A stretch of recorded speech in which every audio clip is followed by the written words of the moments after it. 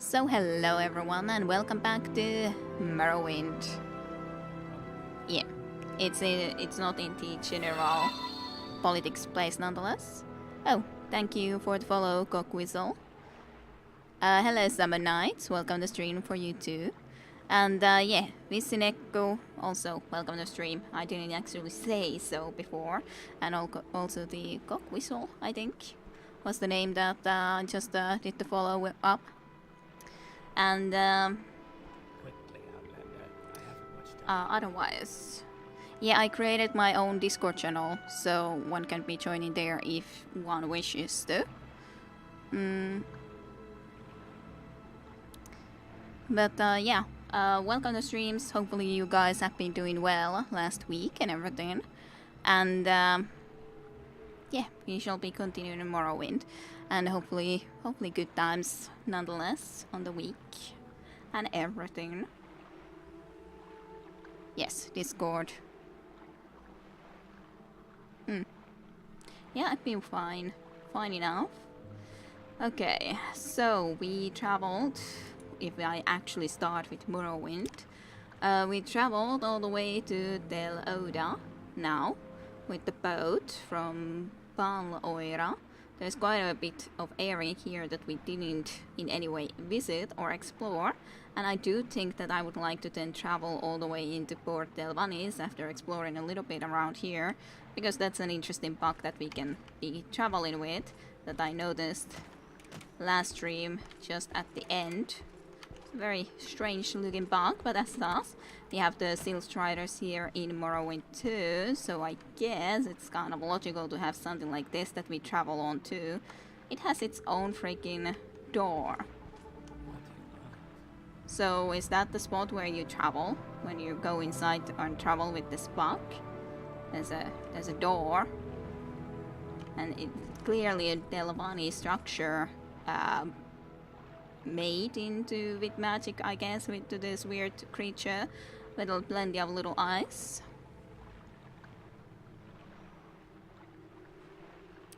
Yeah, no pod commands at least yet. I haven't added such things here. No such things. Oh, come on, don't get stuck. Ugh, it's a few little annoyances when you get absolutely stuck into somewhere. Okay, let's see about this place nonetheless before we would be considering going anywhere else.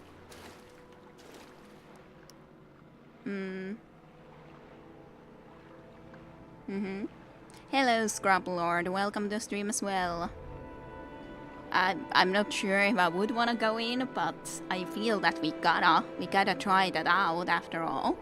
And hello. Hopefully you have been doing well this past week too. Welcome to you as well, and you definitely also need to be then joining the Discord channel, so we can agree about the Borderlands and everything like that. For Borderlands purposes, it's especially then important, so we can actually go and set it up at some point. Yeah. Visineko is free to go and give that link out for sure.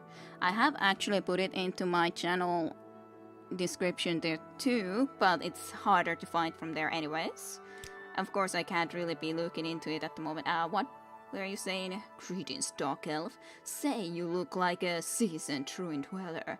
Would you care to help a humble scholar in his research concerning a certain item called the Soul Anchor?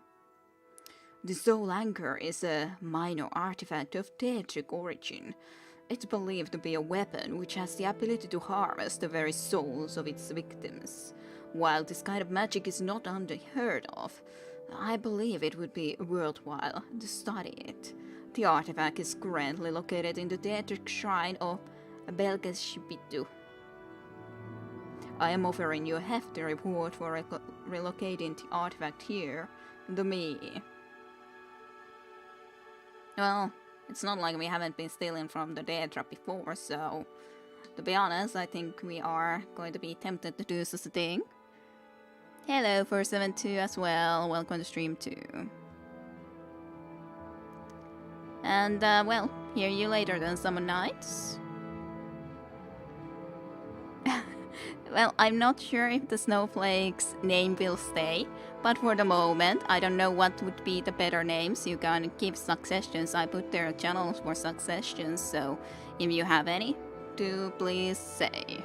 So, how are you for 7-2? I'm doing just fine. It's not too hot even anymore, so it's all good. How have you been this past week? Hopefully well. So, sounds tempting. I'll do it. At some point. Excellent. As I said, the artifact is in Belgaspitu, which is located up in the mountains southwest of here. The worshippers are likely to be unwelcoming hosts, but brave adventurers such as yourself should have no trouble dealing with them. Off you go then. Come back when you have the soul anchor. So, any more information about this Belgaspitu? Is a Poetian spine in not far from here. If you go directly southwest, you'll face a nearly impossible climb, unless you are a master acrobat or know levitation magic. You can get there more easily if you head south around the hills and back up the valley leading to Baloira, keeping an eye for the mountainside on your right for the shrine. It's rather large and menacing, so it shouldn't be hard to spot. Southwest A. Between great and dying. I'm not sure if that's good. I guess that's relatively neutral? Question mark. Yeah. 472 is free to join the Discord too if you wish. Yes, especially if it's an old, if young new person. Yeah. Like Dayuta whenever he joins. I don't know when he is joining. Chim of course is already there. But otherwise, no one else was, so anyone and everyone can join, of course. Can discuss whatever there then. Okay, so I was going to be asking about... Well, no, you told me about Soul Anchor as much as you were going to, I think. So, what's your background then? You're some sort of a researcher? I am Devasterano, warlock and hireling of the great house Telvanni. Oh, a warlock and a hireling, eh? Soul Anchor does sound like a soul trap spell, in a sense. How do you do? Well, we got a new possible quest anyways. Your eyes are very dark. I was first thinking that are they soulless, even. I don't know you, what do you want? Nothing then. If you have nothing to say to me, I have nothing to say to you. At least for now. I am too busy for a good talk with the Telvanni guard with the helmet like that. Too busy. Sorry. Speak, traveler. I do love these, like, arches always that the Telvanni have. Which you're always loved, always will. My time is precious, so make it quick. Okay. I don't believe I've seen a dark elf with this great outfit in some time. Can I help you? Nope. Sorry. Sorry to bother you. I will listen, Outlander. Sorry to bother you. What about this house then? I'm just visiting every place, but you never know. Especially when this is a place that I've never been in, then no idea. Why do you hate me so much? Why? What have I ever done to you? I don't know. What makes me think that you would like to talk to me? What do you have? What do you have to hide when you're... Laid low? Definitely haven't seen that book before, I'm pretty sure. Oh, your headset is dying. That is bad. I like all of those houses and constructs that look like they've grown that way. Yep, that's like what the Telvanni magics do, that they can just grow them the way they wish, fashion them in that sense. But yeah, if your headset is dying, that's pretty bad. Well, I shall read this book, I guess. Spell Dock from the book. Okay, well, we learned a new spell at the very least. Whatever that does. So, laid low by Oracle Gromuk. And so we set off, Madar, my good Kashiti friend and sometimes cellmate, Rhea, the wise and sharp-toothed Argonian, Hiestfield, the bulky Nordic version of a thief, Seleven, our pretty Bosmeri leader, and myself, the Orgis former legionnaire, who was apparently the muscle of the operation. As instructed, my eyes never strayed from the water's edge. My attention was so focused that I almost trampled Madar a few times, at which she laughed. You stumble as though on burning sands. Then, more quietly, let the scaled one worry about the wishes, eh? Considering that the wishes had the benefit of both fins and the swift swim spell, I began to wonder what was taking them so long to report back to us. The Argonian became nervous as well, letting out a long, low hiss of distress. Yestwild slapped Rhea on the back and laughed, suggesting that perhaps the lizard hadn't trained the slaughterfish nearly as well as he'd thought. I haven't trained slaughterfish. That's quite something. We came within sight of the small port town without ever catching sight of the fish. Seleven shrugged it off, since nothing else seemed amiss. Except for her and Yestwild, the rest of us became more guarded in our manner anyway. We walked to one nondescript shack near the shore, and Seleven disappeared inside while we waited.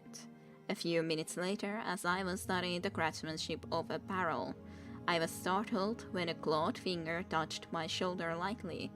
I turned to face Rhea, whose nervousness had become something just shy of terror. With his other hand, he was pointing towards the docks. Looking in the direction indicated, I saw 3 slaughterfish tied to a post and gutted, with an Imperial guardsman standing nearby. Uncomprehending, I shrugged. Fool, Rhea hissed quiet explanation. Fool, those are not just any fish, they are our fish. I would recognize them anywhere. The guard may be on to us. Bad enough he's here, but that we might be expected. As soon as the words were out of his mouth, the guard seemed to turn his head towards our small group. We all looked at each other fearfully. Then Yesville said, "Oh, what the hell?" drew his weapon and began walking towards the guard. The guard, naturally, responded in kind. Madar, Rhea, and I ran, splitting up, not wanting any part of this action. It seems the Imperials had expected us, for I noticed 2 more guards rushing to the scene of combat as I tried to appear to be a regular townsperson. Behind me, I could hear among the class of swords Yestwild shouting curses about his cowardly allies who had abandoned him, and thus, well, to be honest, they had. He actually drew his sword, the others just ran. In the middle of one curse, he fell silent. Probably dead then. Knowing it was just a matter of time before the original guard identified us, I began to search for Madar and Rhea. Seleven hadn't exited the shack, so I assumed she either was dead or arrested already, or she was still negotiating the price for our smuggling. Rhea I saw some distance away, stealthily diving into the water west of town. Almost frantically, I cast about for Madar, and my heart sank when I finally spotted her. My little Kashiti friend was dashing away, blissfully unaware of an archer post atop a building on the outskirts of town. I knew I couldn't reach the archer in time with sword, and I'd have a hard time hitting him with a spell. Thus was his position. Shouting to Madar would do no good, and would just betray my own position. In desperation, I did the only thing I could think of. ... Leaning casually against the barrel, I looked from the fleeing Madar to the archer and back again. My timing had to be spot on, or she would be skewered. Watching the tautness of the bowstring, I cast a powerful spell that would knock the wind from its target, which Kievier Sonian had been kind enough to teach me. Then it was a race between the arrow and my spell. I saw my dart crumble to the ground, and for a moment I wasn't sure if my plan had worked, and the arrow had sailed harmlessly overhead, or if the arrow had pierced her. Waiting just long enough to see her get to her feet again, I breathed a sigh of relief. Our group scattered. It was now my turn to flee. Well, he made sure that she was able to flee. Nonetheless. Really, really bad. Yeah. I do agree on that. Why do you hate me so? Storage? Well, I'm sure you don't mind if I visit your storage. I'm sure you got nothing to hide. Just a little bit of a bargain potions. Why each crate has one egg? That has more.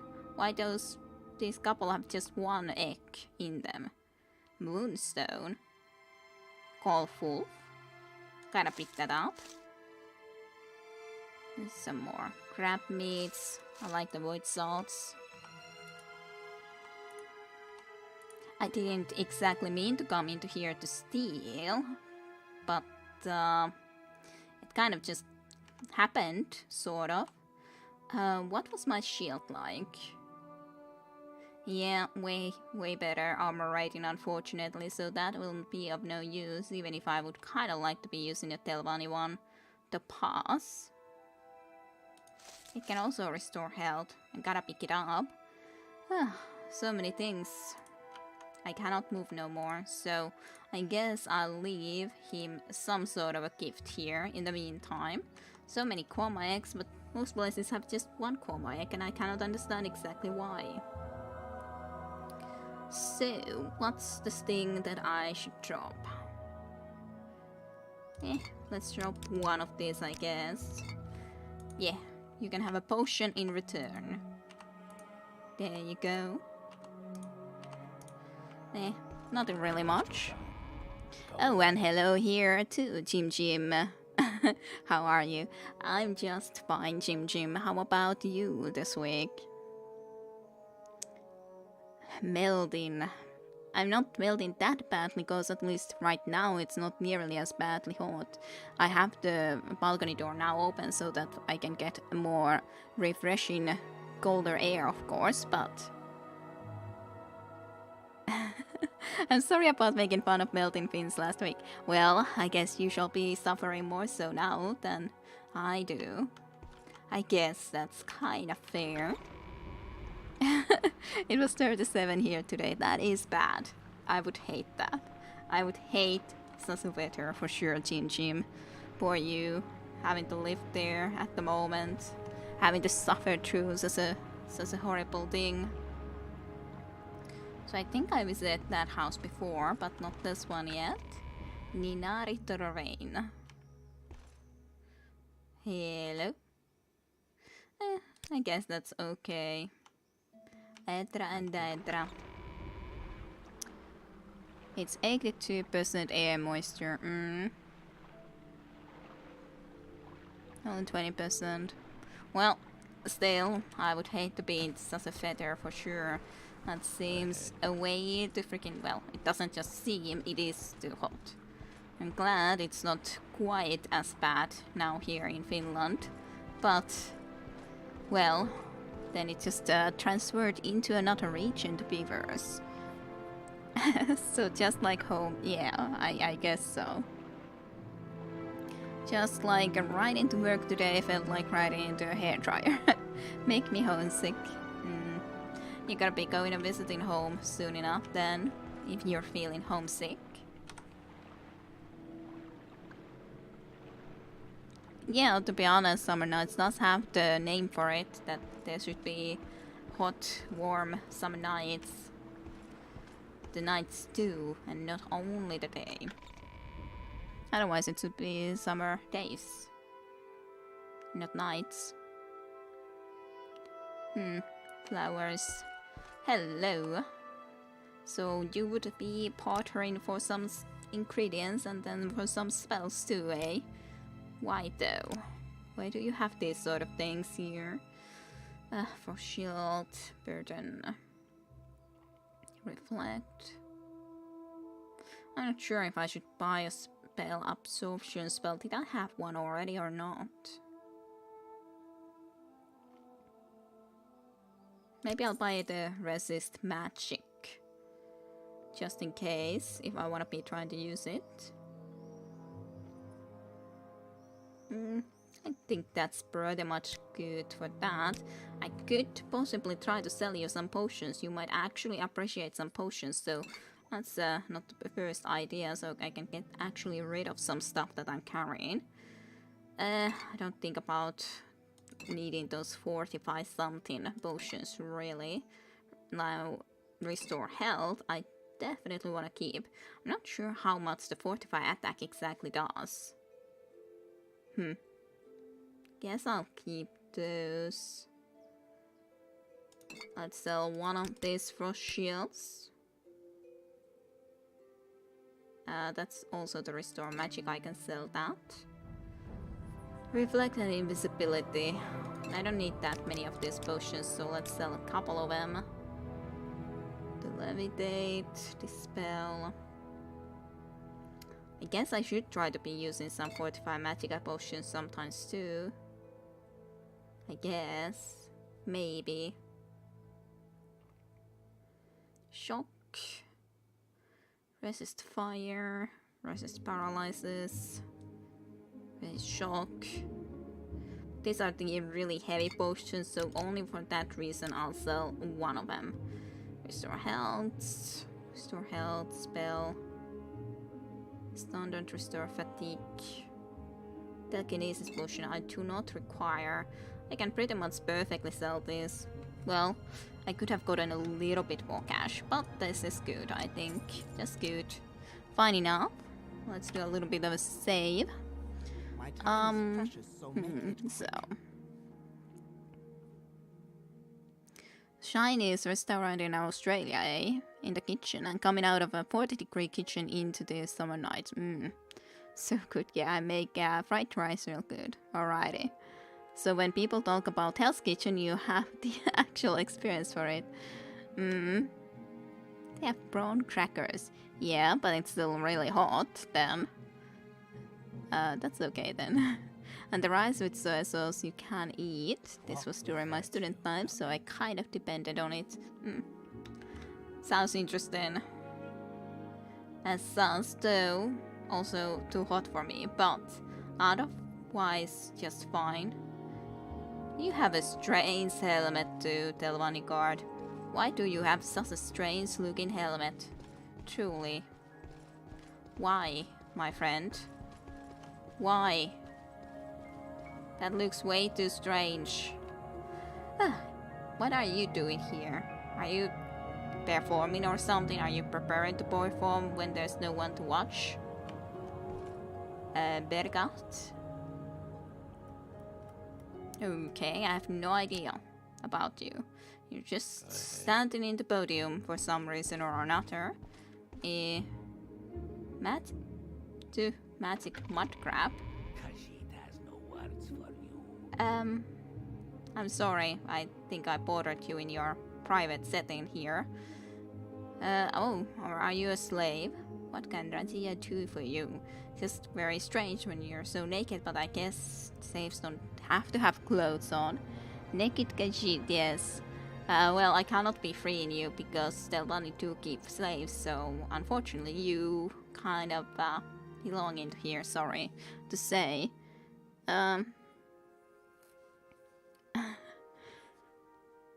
Got real good with old Chinese fighting sticks too. Yeah, I can believe that. That looks like it's made out of extinct sea creature. Yeah, that helmet was very strange. Those dust are definitely not compensated for something. Did not think would be uncomfortable, but that cat might need something to compensate. Validity in that. Possibly yes, but I don't really fancy looking at him in that way. It is strange though, because usually you see them all clothed up, And then when you don't, it's very strange not to, you know. No new naked creatures here. Wooden tower shield. The seasons. Hey, I guess it's accurate enough to go and read about the seasons now when everyone is suffering from hot times. I like how Kide is averting her eyes. Well, it's strange. This reminded me of the real Parensia. Yeah, there was also the scene with the Gashit, the very, very, very interesting scene. It's nice of you not to look. Well, it's very strange, but the seasons then.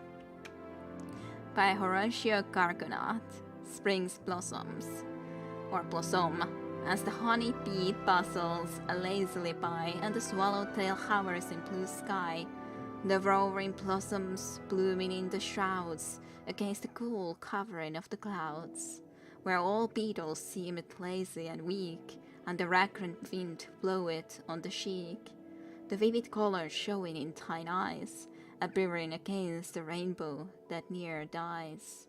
Here in the midst of these wonderful things, it is nature's grand welcoming to spring. Here at last, a shift in the winds brought an ever-needed breeze.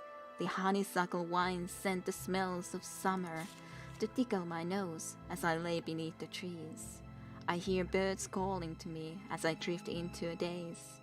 I am reminded of lazy ways, the sounds of summer here at last. Then the autumn's welcome. Autumn's lofty sky descended, covering the valleys with fluttering reds and yellows. The glittering and ivory of snow sparkle from the high mountain pinnacle. The dawn of crimson and gold reverberated songs of migrating birds dazzled unseen above the painted leaves. Melodies of autumn reflect the serenity that lies in the approach of the rigid winter. Autumn sinks down and blue hues flutter the icy mountain tops. Crows and blue jays sound a trumpeting as squirrels play within the color crescent treetops. From the windless meadows, many bees hum towards their home, and songbirds fashion musical tunes, more enchanting than the colors of autumn. Then the winter's solace. What do you guys say? And also the fresh discord. And yeah, we talked about bumblebees freaking you out, unfortunately. I don't remember that scene, don't tell me I missed it. I don't know how to do those bots, but I guess they are probably from the Streamlabs that I would need to go and do them. Visinekko, how did you do the bots? From Streamlabs to your stream? I assume something like that, but I haven't investigated it enough anyways. So, I guess I would need to do such a thing. Anyways, winter's solace. The snow gently fell on the mountain pass.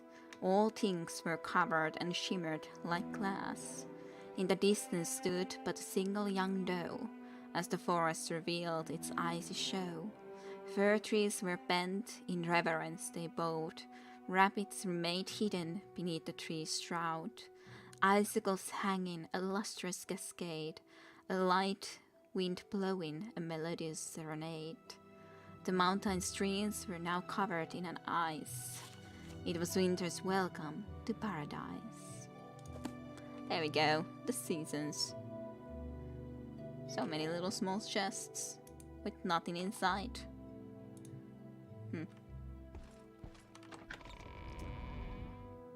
It's all about bots.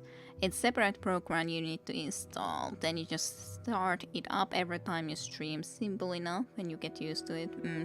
Yeah, but I was indeed thinking that I don't know how to do it from at least Twitch. So it's again then a separate program one would need to be looking at. Do you have some sort of a shop here? I guess so. Barter. I don't really have clothes mods to sell you anyways.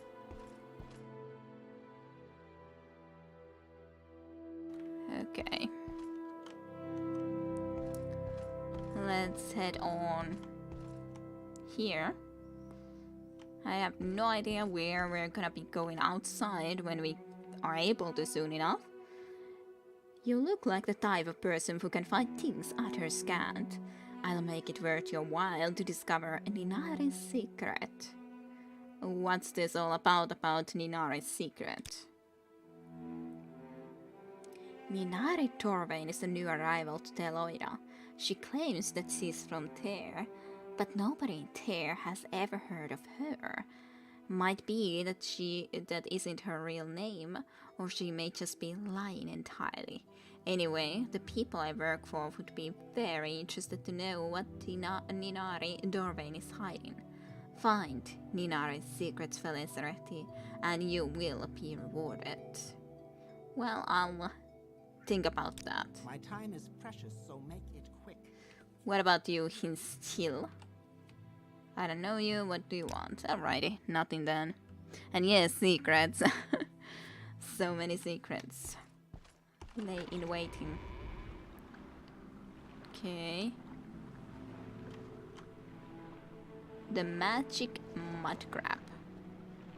Not quite sure where I am in relation to where I used to be, but it was definitely an interesting walk.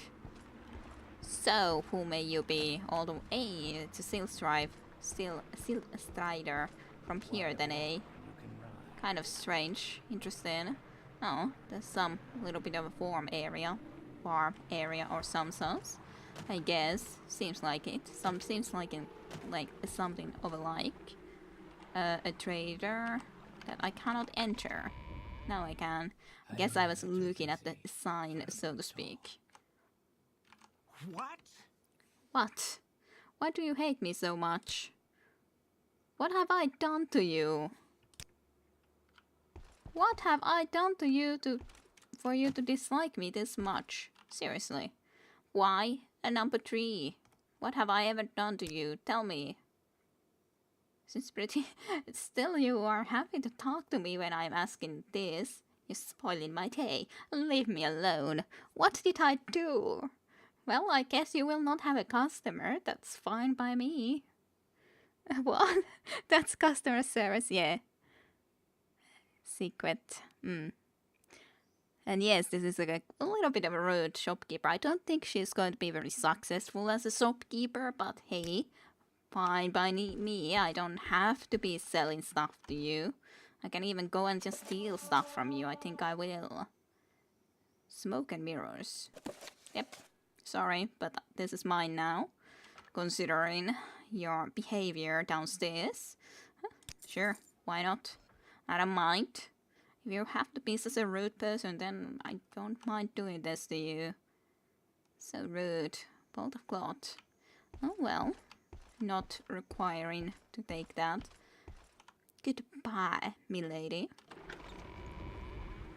And yes, it's mine now. All your spells belong to us, yes. Bit of light stabbing. Yeah, I guess that could also solve an issue, but on the other hand, also stealing a little bit of her property might make her actually even dislike more so everyone else, but to be honest, she kind of deserved it right now. Okay, some more slaves for trade. I'm waiting. Dineri. Do you know about Ninari's secret? I wonder who would. Who is Ninari? Yes, so rude, dropping them blind is acceptable. Well, to be fair, less permanent than stabbing. It is kind of less permanent. They can always find a new book of the same type, I'm sure. I'm not sure who Ninari is. Why do I have to... I have to pretty much just go into stealth to be able to enter this place. I have to... Why is the door so down that we cannot enter in any logical way? Fine. You're too busy for a good talk. Unless someone here is a little bit more polite about asking if we would be having time for a polite chat and everything. see, this guy likes me. 80 out of 100. Why do some of these people just absolutely hate me? I do not understand. That is the secret life. Who is she really in her heart? It's the question we all face. The question for the ages. Oh god, am I still typing? Yes, you are. Apparently so. Do you know about Ninari's secret? No. This is pretty new.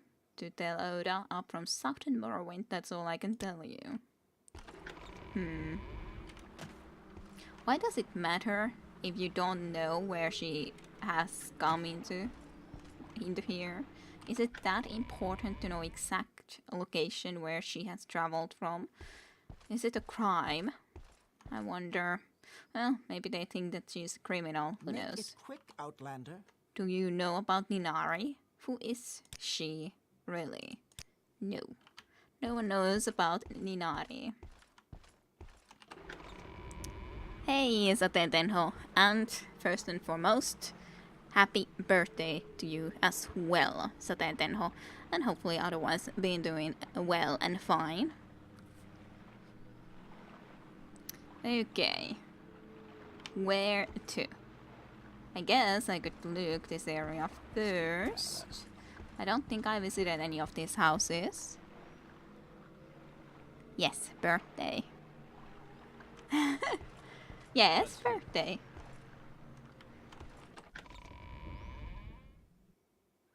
Real birthday.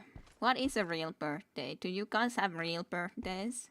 If we are talking about, I hope you had a real birthday. What is a real birthday?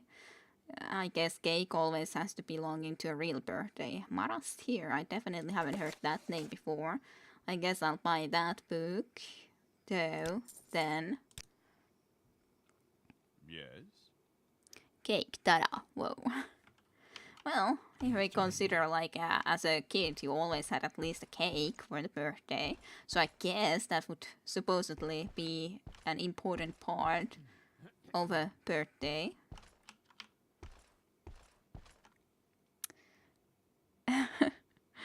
Real happy birthday. Okay. Where to explore then?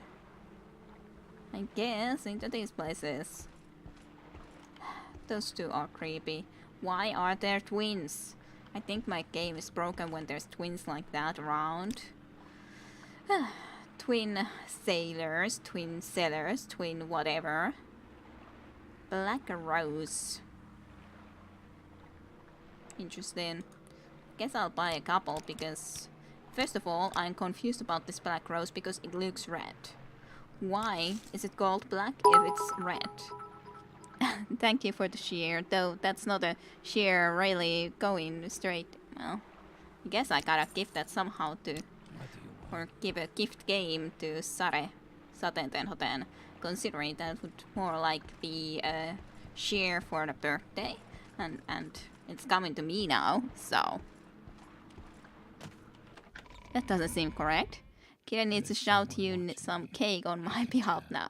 Yeah, I thought so too, that I gotta do something like that then. I don't know you, what do you want? I was going to ask about Dinari's secret. Okay. Quickly, Outlander. I haven't much time. When Sara streams, I shall share there.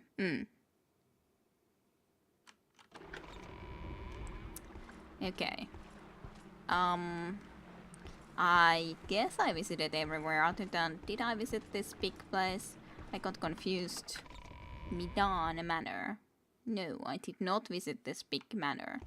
Hello, Ilan Midan. With virtue, Outlander. Please, Dark Elf. You look an accomplished fighter. I need your help. I'm in fear for my life. For your life? I have heard from reliable sources that an attack is to be made on my life. As you are clearly an accomplished fighter, I request that you help me fend off this assassination attempt. How would I do that?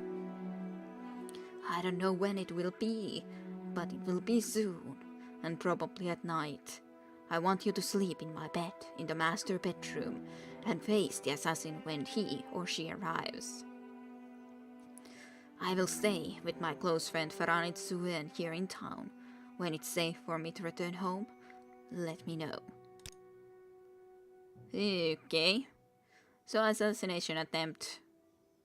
And us dealing with that. Fine. What do I get out of this? Is my question. I have to help you, but what do I actually get out of this? It's kind of my question. What do I exactly get out of this? Song of Stupor. The 7 Fights. I want that book. Will I be able to get that book from you? When I do this? Fine glass bottle.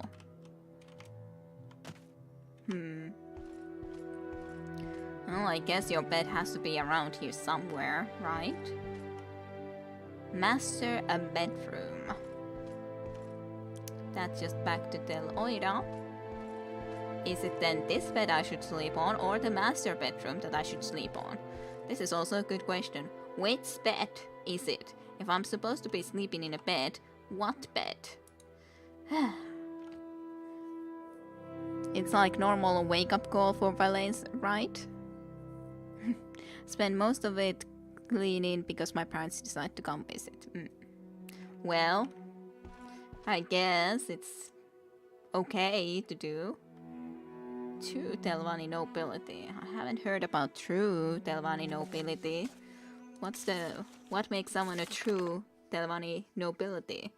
True introspection of Telvanni nobility by Indelen Horamain.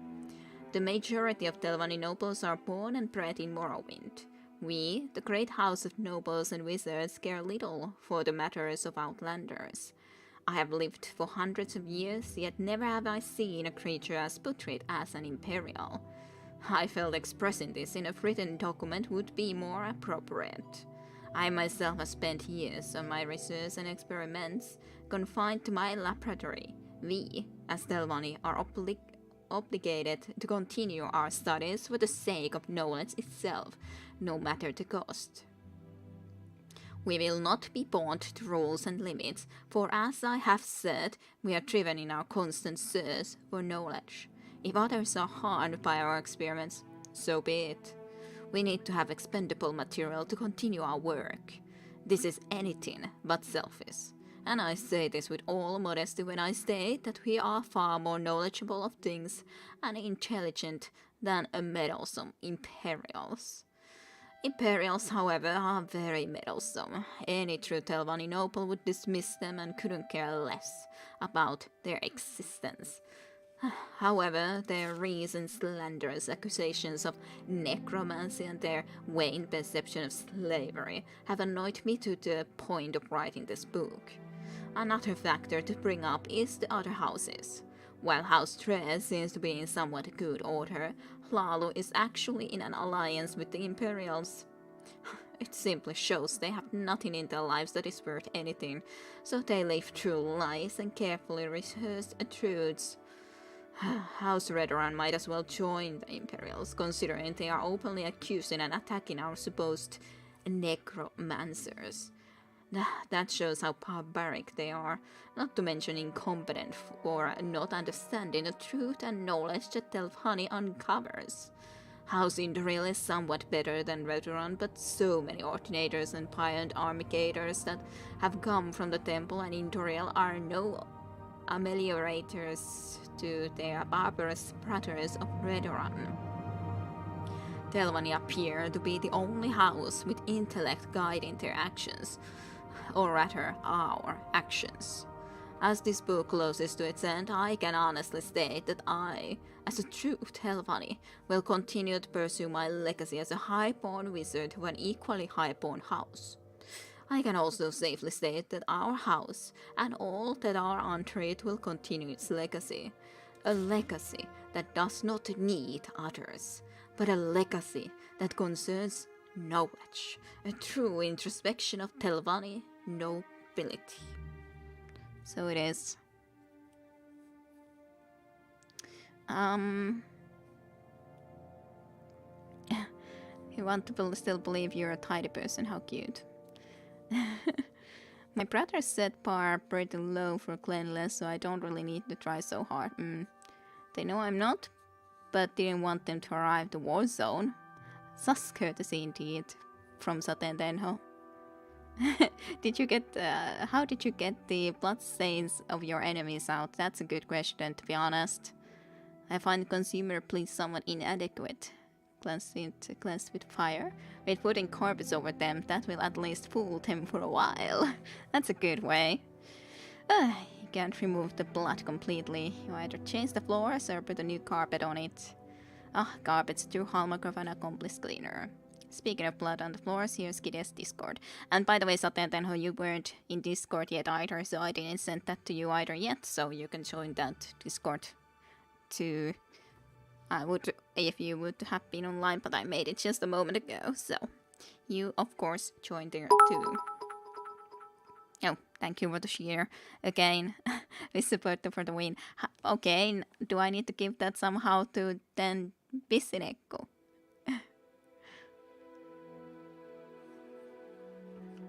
Anyways, unless that book is read, I'm not sure where I'm supposed to sleep, though, for this assassination attempt. Maybe is it a master bedroom? Question mark.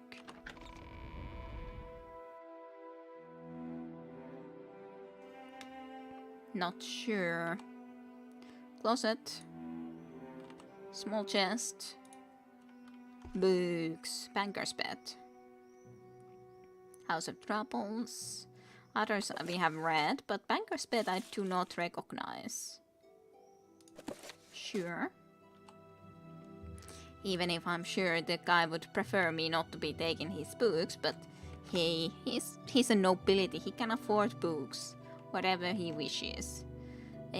So how much the clock? 3 p.m. I do have to wait a really long time if I want to be trying to do this right now, but yeah, I guess we might. Not sure if I'm supposed to sleep here or not. Okay, Ilen Midan, I am here to... What? You're not Ilen Midan. Where is you, Dark Elf?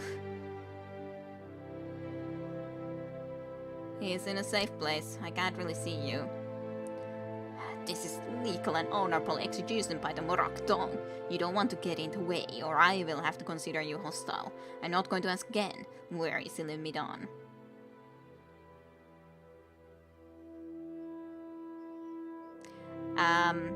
When you are from Morak Dong, I don't care really to be nice to you. Just saying, because, well, you guys have tried to be killing me the whole time too, so I won't be telling you anything. I want to kill you. Then you die. More than happy to kill you. My good Morak Dong. You deserve to die. You've been chasing me too. I didn't care to be... Oh, honorable rate of execution. Of course, because it's so honorable. I can take it from in form of cake as well. Alrighty. Kid entertains us all. I am happy to contribute when I can, and when it provides the maximum awkwardness, comedy, something. Well, I guess it's at least some comedy. He's in a safe place. Stab him. Well, contracts. Well, Molakmar, you can, or Morak Tong killed. You can expect it. Ilan Midan, the aforementioned personage, has been marked for honorable execution in accordance to the lawful tradition and practice of the Morak Tong killed. The bearer of this non-disputable document has official sanctioned license to kill the aforementioned personage. Well, we can at least show it. Then later on to this person, that means you're saved. At least from one assassination attempt. Good, he's not here. Why has he left this stuff into here? I guess like everyone could be sitting in these pillows and they can have a nice little session of maths and just drink and enjoy themselves. Okay, I shall take this book in the meantime. And this book. I can't move. So I have to drop something, but... You know, at least I can take a couple of books nonetheless. What should be the item that I should drop then? Out into here. That's kind of a good question. What do I not need? What do I not want? I could drop some other book that I have already maybe read.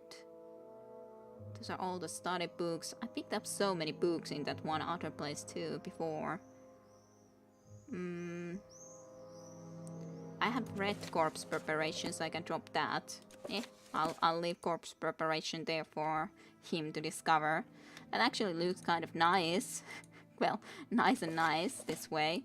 Like, satanic symbol and everything. Kinda like it. But I can always get more of them. They are not that rare books, to be honest.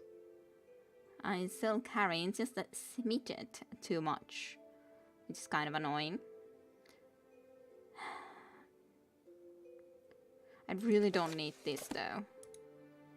The Pilgrim's Ballad is long gone. And I have actually 2 of these 7 fights, so let's just drop that back into there. You can have those couple of extra books. I can say that someone else came and I guess took them. They're the real evil, justifying dodginess since the dawn of Brit. Felizarete, purveyor of many fine tomes, has somewhat questionable acquisition practices. Well, sometimes some books are difficult to find. By the way, I finally decided to check why this day is called Unikokeon päivä, 7 Sleepers Day apparently in Finnish. Christian holiday it seems, and here I always just thought it was named because of the animal. 7 Sleepers Day in English I meant. Interesting. Never knew there's a day for my kind of people, yeah. And that's the funny thing. It's always been the joke that it is a very good day for Sotentenho to be born too, because Unikeon päivä. Yeah. It's very fitting. Very, very fitting. Okay, I have no idea where this house is that this guy is hiding it at, but I guess we can try to have a look.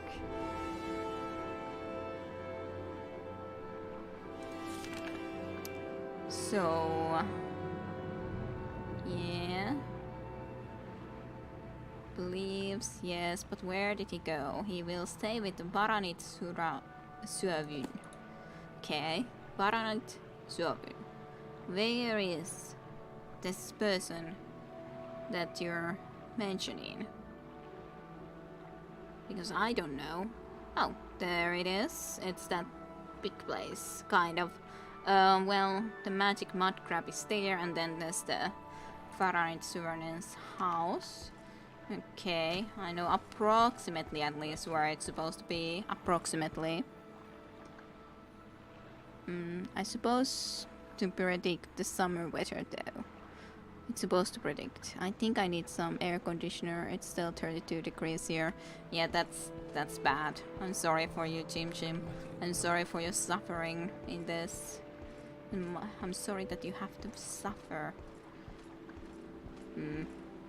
How do I get into this house that I'm supposed to find? I wonder. Is it the here? No. This is the mud crab. So, can I get there from down here? Yes. It's this place. Hello. So you are the friend of the Ilan Midan. Felizarete, what of the attempt on my life? Is it safe for me to return home? And the murderer is dead, but the Morakton will send more. Yep, they definitely will. No matter. The killer's corpse should provide sufficient justification to have a guard posted in my home. Thank you for your help. Take this with my thanks. I no longer need it. Amulet of Evasion. Not sure what kind of amulet this evasion is, but let's have a look. There it is. Sanctuary 10 points on self. Constant effect. What did the Sanctuary even do in Morrowind? I've never really completely understood what Sanctuary does.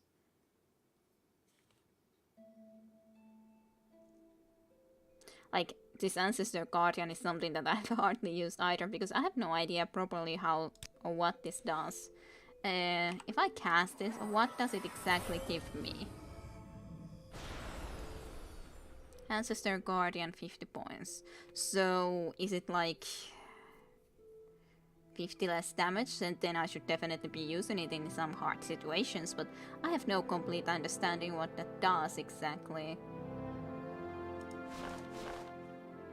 What is the amulet that I used to use before? Because I'm still using the moon and stars. I still have the belt. What amulet might I have had before in use? Was it this one? But it's something that I have to definitely separately then do. So I think that's fine. Huh? I have a lot of sanctuary for a moment. Just because. It's not terrible, I'm just not sure I can face an entire summer of this. Yeah, that of course, like, maybe for a little bit it's okay, but... it wouldn't be pleasure for me or nice. Sanctuary increases dodge, apparently. Well, I was thinking that this says about, or it was called the Amulet of Evasion, but... yeah, I've never really completely understood it, nonetheless. Do I have my shield equipped? For some reason I didn't see it there, so that was kind of strange. Well, I guess I'll keep that amulet then in use. It's a good amulet. More beer. Well, go on and get some beer then. Hopefully you shall enjoy that. And that beer.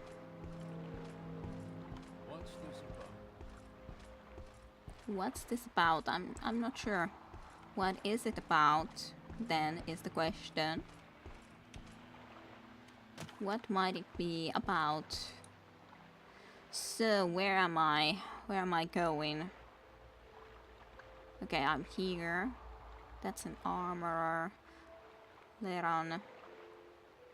Who was the person? I definitely... Ninari? Was that the Ninari who was so suspicious of me, I wonder? Might be.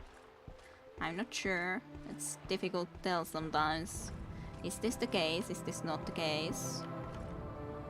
This is the armorer, nonetheless. Hello. I shall at least have a look what you have, slash what I might sell to you. Not sure. Which shield should I rather keep? 103. Well, this actually is a lot worse armor shielding, so I guess I can sell it. Her hand shield. It's really valuable, though. Is there something specific I wanna sell? I would like to get that demon mace to my home, which is the problem.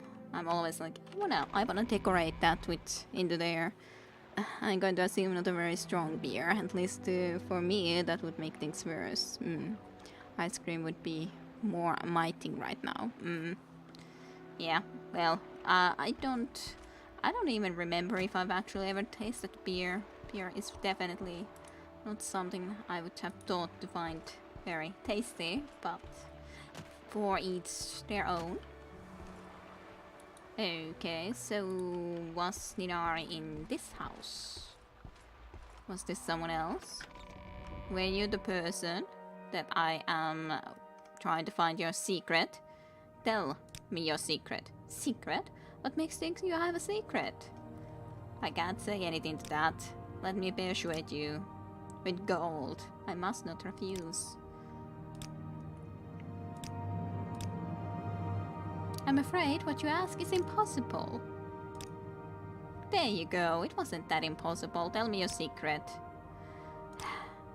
You have a secret.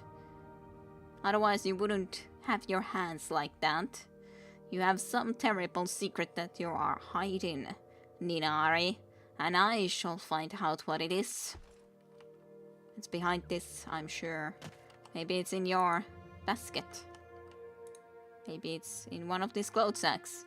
Maybe it's in your hammock. I do not know. So, how to find out what would be your possible secret?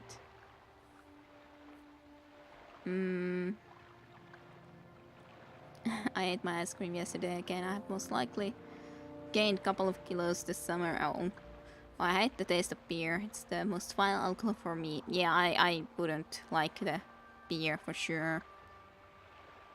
I'm sure I have, but I'm working on getting back into normal eventually. Kilos. Yeah. It's been so freaking hot that at least you like to be drinking a lot of cold stuff for sure. I had a lot of ice cubes too. I have eaten ice cream as well.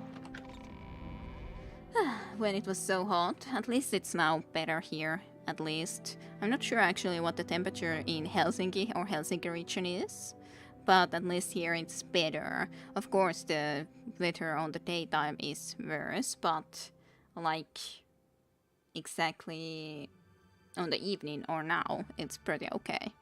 Or pretty nice. I can enjoy some expensive dark beers rare thing, but it's alright. I guess if I would wanna get used to drinking something like that, I could enjoy them.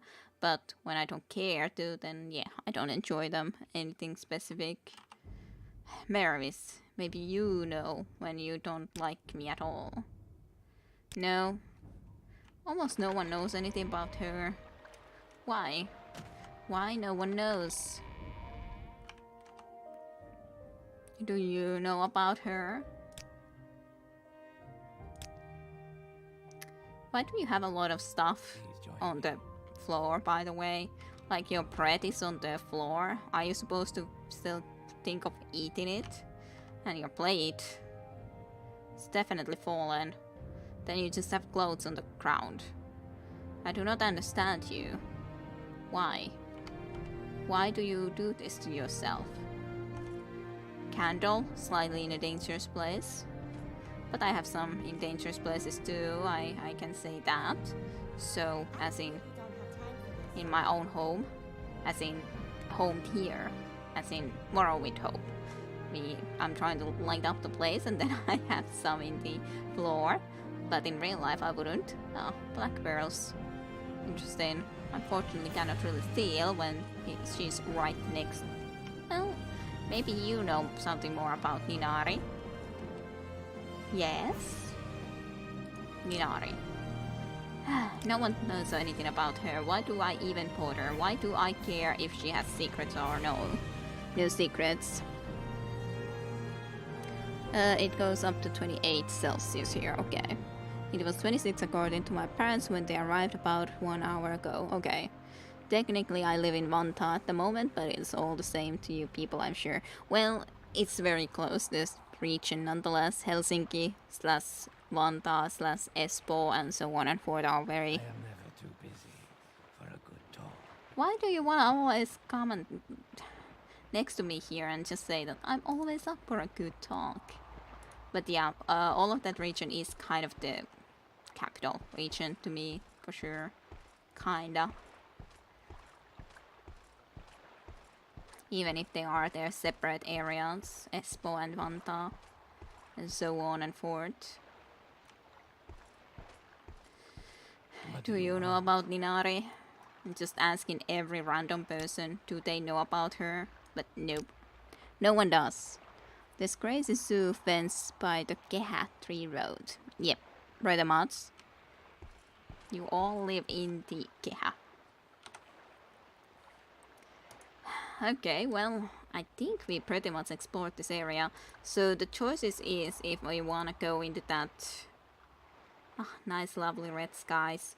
But if we wanna be going and heading into the possible dungeon or the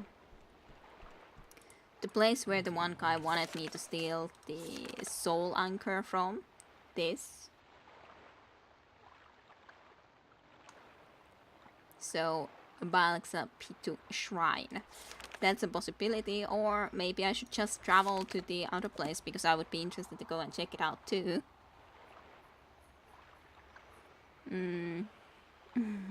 Better than ice cream. If you say so, Chim Chim, it's good that it's better for you. These regions are just part of Helsinki for me, even though I have lived here for 14 years. Yes, you have lived there for a long time, so and you still consider it the same way. I will listen, Pretty strong then. I'd sweat like a shower with that. Like a shower, that's really bad. Okay, where do I go? I always love how the red glow sun is coming from there.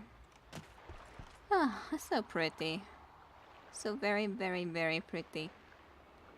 Isn't it? I'll just take a quick print screen just because. You ramp up to it. Well, sure, you would be getting used to it and everything like that. I do wonder where or what exactly I want to do. Do you guys have opinions? Do we try to go to that shrine, or do we go... Or, well, first of all, we need to find out how to exactly get there. Is it marked here? Yeah, it's supposed to be over there. So that's a possibility that we could go there, or I could just travel to Port Telvanni and investigate that area. I'm very interested to go and investigate it after all. That's a nice scenery. Maybe have a screenshot channel on Discord. Yeah, I guess something like that. And the Dutch like their beer strong. Get a screenshot channel or anyone. Yeah, everyone just takes screenshots about anything and everything. That's good. Everyone can appreciate a good screenshot.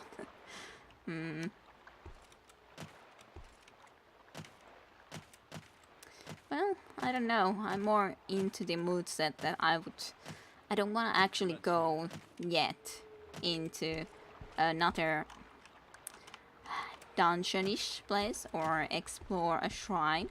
I wanna travel to Port Telvanni and see what that place looks like. And I wanna travel with this weirdest of the creatures. Take me to Port Telvanni. What do you want? Travel. Yes, that's what I want. To Port Telvanni, take me. Across the seas. Maybe limit to landscapes though. No manscapes. Okay. Why no manscapes? Wouldn't you want the picture of the Khajiit into there that we found earlier from the tavern? The slave Khajiit. Okay. This definitely at least looks big. There's another place there, but I guess that's the shrines? Gah Satrit. I don't know. Interesting. Interesting nonetheless. Well, I would like it, obviously. Oh, you would like it. Interesting. Discoveries. Hello, Khajiit. This Khajiit also has pants after all. So why didn't the Khajiit have? I'm listening. What brings you to Port Telvanni? That's a good question. I can just ask about Solstheim. No, thank you. I shall enter to Port Telvanni. I don't remember exactly what we were reading about this place previously, but we did read something about this area. Nonetheless, I'd say there's another one of those creatures that we can sail with, so to speak.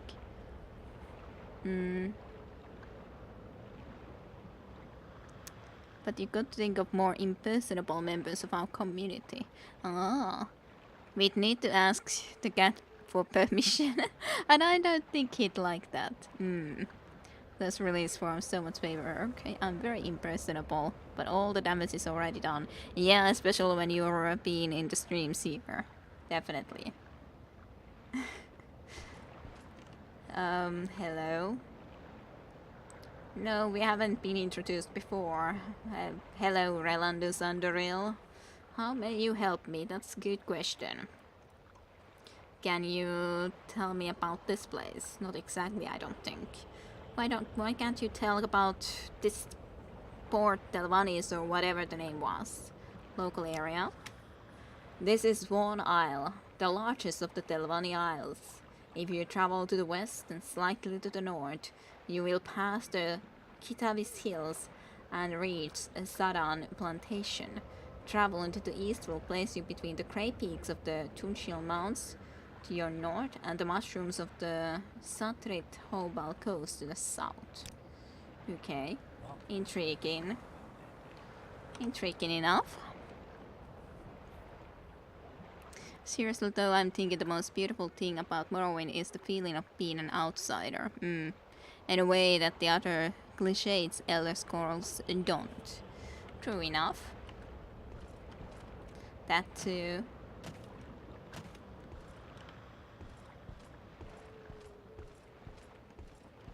This is a pretty big place if you consider the town reaches all the way from there to there at least, or something like that. Seems like a big place. What you doing here, slave? I knew that you were a slave. What do you want? That's a good question. I'm not sure yet. That has a lot of eyes. It's a very strange creature. I kind of wonder what is making exactly those noises. Is it you? The bug that is making those interesting noises, animal noises.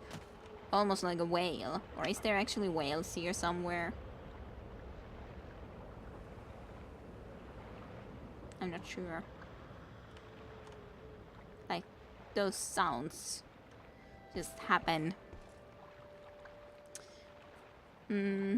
Yeah, they feel so familiar and not really exotic. Yeah, totally. Yep. Oblivious is knights and Romans, Skyrim is Vikings, 6 mostly people cat. It'd be interesting to have another game where you just have to work hard to figure out what the fuck is going on, or the heck. Yes, definitely. Absolutely. You knew he was a slave, or you just go around calling people slaves? I knew. Well, if there's someone in here that doesn't even have much clothing, and isn't even a dark elf, then absolutely they are a slave. You know it. But maybe I'm speaking as an expat who has to do that daily. Well, I would like to also... I do think that those games are better where you don't exactly know what's going on. Or the place is a lot more unfamiliar, so to speak. Stone gate, open up. Thank you very kindly. Please let me in. Through the stone gate then. So, do I need the... Well, I might need hospitality papers if I didn't belong to the Telvanni. Hello. You have nothing to say. Really. At least nothing of importance. Well, you seem to be a hospitality papers guy, definitely. I am Alassi Enduran, the perfect of hospitality for the city of Port Telvannis. I do not suppose an outlander would come here for idle chatter about the latest rumors. Whatever your motives, be aware that you will need hospitality papers to do anything in the city. But I'm a member of the Telvanni, so I doubt I do, because I can't even click that. Can you tell me about Port Telvannis, however? Port Telvannis is one of the last true cities of Morrowind. It is free from the influence of meddling imperial abolitionists and the preaching boss of the temple. We are free to carry on as we have done for centuries here, and to participate in whatever research we desire. These abolitionists? Even the abolitionists are not stupid enough to try anything here. We are very far from the Empire and their foolishness in Port Telvannis. Their reach will never extend to the Telvanni Towers. Do you have some good rumors then? Serwell Arnem and Turosi Salvel have a bitter rivalry. They're both enchanters and each claims superiority in that craft. They have a long history of feuding and often pull practical jokes on each other's. It's always enjoyable to see what schemes each one comes up with. What do you guys write? It's interesting in a way, although I feel that was more of a thing in many games at that time. I was really keen to do some of these Chinese dramas for Western audiences. Like Planescape, yeah, Planescape. And then also I still like Arcanum. Maybe it's more of a fantasy land, so it's not that unfamiliar in that sense. Just the concept of the steampunk type of thing where there's magic and technology isn't something that many games have done. I started Tyranny last week and it seems less cliched too. That's nice. I got your damn papers right here. Like 7 years. I haven't still finished Tyranny even though it's kind of short, but I create didn't feel so cliched. That's nice. And as such, if we think about Dragon Age, it's kind of more cliches. It's not completely. There's still the fate idea and such, which are interesting ideas, how they exactly work as a concepts. But I do still like Dragon Age as a game or the world of it. But I guess you just also kind of expect more when you play first a game like Morrowind and it's so different, and then you go into Oblivion or Skyrim and they are so normal in comparison. Like, if Morrowind wasn't as amazing and interesting as it is, you wouldn't be expecting as much necessarily from the Skyrim and Oblivion parts. Dragon Age was a big meh for me. As a game it was fine, but the setting was just the same. Dragon Age is definitely cliché, but having tropes doesn't mean it's bad. Yeah, it's not bad, but it is definitely clichés for sure, like set, but the fate concept is interesting, but otherwise it is very much a lot of clichés, for sure. Just not worth it. Well, part of for me was the fact why... Same story as always. Well, part why I liked Dragon Age as much as I did was... Well, with RPG games, it's not only about story that I love. Like, sure, I love story, sure, I love exploration, but I also want combat. I want interesting combat that is difficult and so on and forth, which is part of the reason why I also have enjoyed, for example, Divinity Original Sin now a lot, especially with the difficulty that we selected with Sare. Because you have to a little bit think what you're doing.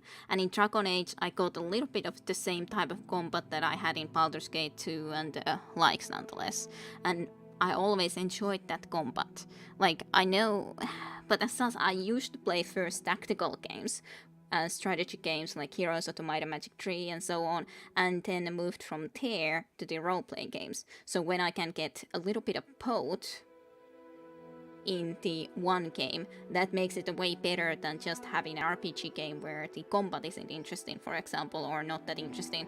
Well, in Morrowind there is a problem that combat definitely isn't that interesting for sure for me, but it's okay, it's fine. It's not very tactical at all or difficult. Well, it can be difficult, but you just need to be able to level up, but you don't... it's... I like levitations and sus. Fine if it was your first time with that story, and first time, to be honest, the best so far. I guess I'm servant of the story. I want interesting combat because it serves the story.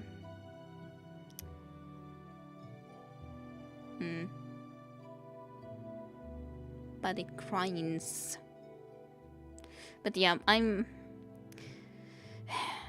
I can enjoy not amazing story if there is a good combat mechanics that I enjoy and love. On the other hand, I can enjoy a very great story which doesn't have a amazing combat, but then it has to be pretty amazing game. Otherwise, like story-wise and so on. But I do still prefer games which have nice and interesting combat systems, and then I can play them in a hard difficulty. Like, I did start the Dragon Age Origins with the Nightmare difficulty, which makes it a lot more interesting to me, nonetheless, to play it that way.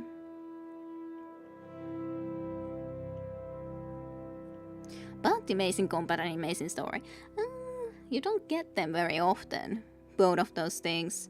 Like, Divinity Original Sin, I like what it's doing. The co-op stuff is very fun. I love the combat. It's very interesting and definitely difficult at times. But the story thus far, like the investigation is interesting and all, but the story with it doesn't seem that amazingly amazing, but it's fine. It's interesting, but it's not something that I'm very, very like, oh, I cannot think what will happen with this dragon thingy or some sus, Personally, I don't care so much about lore, but if the game has a good narrative, it can make a simple story interesting. Yeah, sure. Like, simple story is also fine if there's a good way that it's being put together and so on. But part of the reason also why Dragon Ages is one of the rare games at the time that was at least that came out that had at least the 4 players that you control in combat, which there was such a big gap where there wasn't those games at all. Like, I tried the Neverwinter Nights, first one, and I was so disappointed when I could only have the one extra character, like one NPC join me. I was so lonely in that game, so I couldn't enjoy that game at all, even if it would have otherwise the same type of or style of combat. The only way that I was able to think of playing it was when I had a druid character, because then I at least had my druid animal companion. But otherwise I was like, no, I don't like this. I'm so alone. I expect more. I feel like I'd brute force any combat system if it's the story that makes me want to. Like, indeed, I'm sure Vampire Masquerade wouldn't have a very complex story, and personally I would argue that Fallout New Vegas doesn't have a story at all. I haven't seen much of vampires yet, but it's a guess.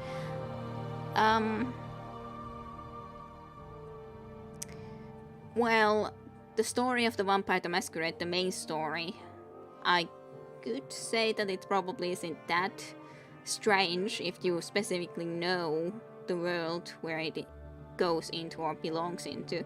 But of course, when I did it originally, the full world overall is just very great. I love the setting of the World of Darkness, even if the main story itself isn't maybe that amazingly amazing. But it's difficult for me to then say, because on the other hand, it has many great side quests and such, for sure. And a lot of things that make the mood, make the world to be what it is, even if the main story is what it is, sort of, you know. You work for the guy and so on. I have become pretty bored of become a hero, save the world stories. Yeah. Hodgepodge worlds have also become boring to me. D&D. Love the Middle Ages though. I just want the Fantasy Folks Middle Ages worlds to actually remind me of Middle Ages. True enough. And I would love to have Arcanum too. I love the world concept with that. With technology and magic coexisting together in that world. I love that. So as an example, Spec Ops The Line, one of my favorite games as art pieces, repetitive gameplay but with a reason tracking me to that ending. I can't say much about that game because I have not played it. But of course, like, it's not like I only play amazing games. I'm not sure if I would say Red Faction as a shooter was an amazing game. It was okay. It was fine.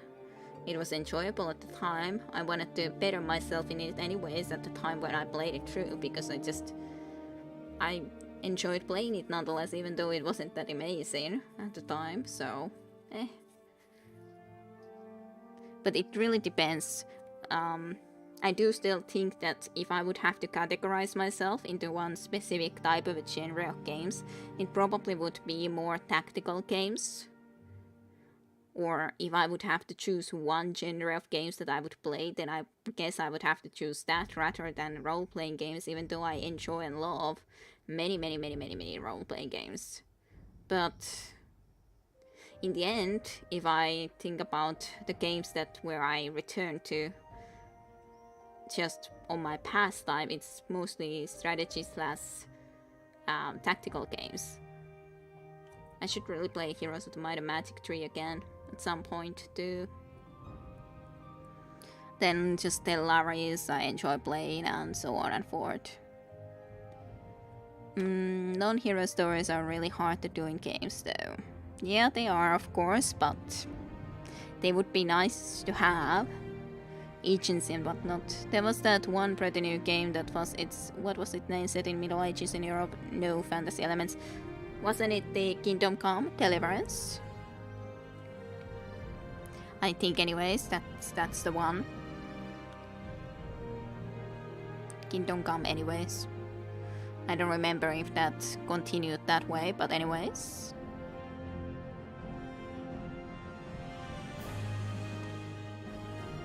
Of course, it's just also again, I enjoy the tactical side more. So even though that sort of gameplay or Morrowind gameplay is fine, but if I choose my favorite type of gameplay, it's more Dragon Age, Divinity Original Sin, or Icewind Dale, Baldur's Gate type of gameplays.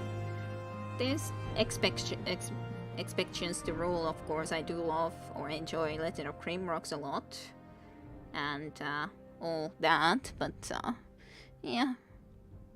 Yes, that one, Kingdom Come. Did Sotan play that? I don't think she played yet. I do think there's a difference between a hero or legend, prophecy, and a hero of happenstance. Sort of. Depends. There are kind of both kind of heroes in existence in games. They are, yes, but they could at least scale down the threat and hero's effect. Well, I don't think it's hard to make a non-hero game, especially survival type of games. No hero with story. Survival games bore me somewhat because what's the point? I have not played it yet. When it becomes cheaper, then I will. I like actual fantasy games better than alternative history though. But that's kind of thing with games with combat mechanics. Take away the combat and focus on anything else and you have easily some more interesting story.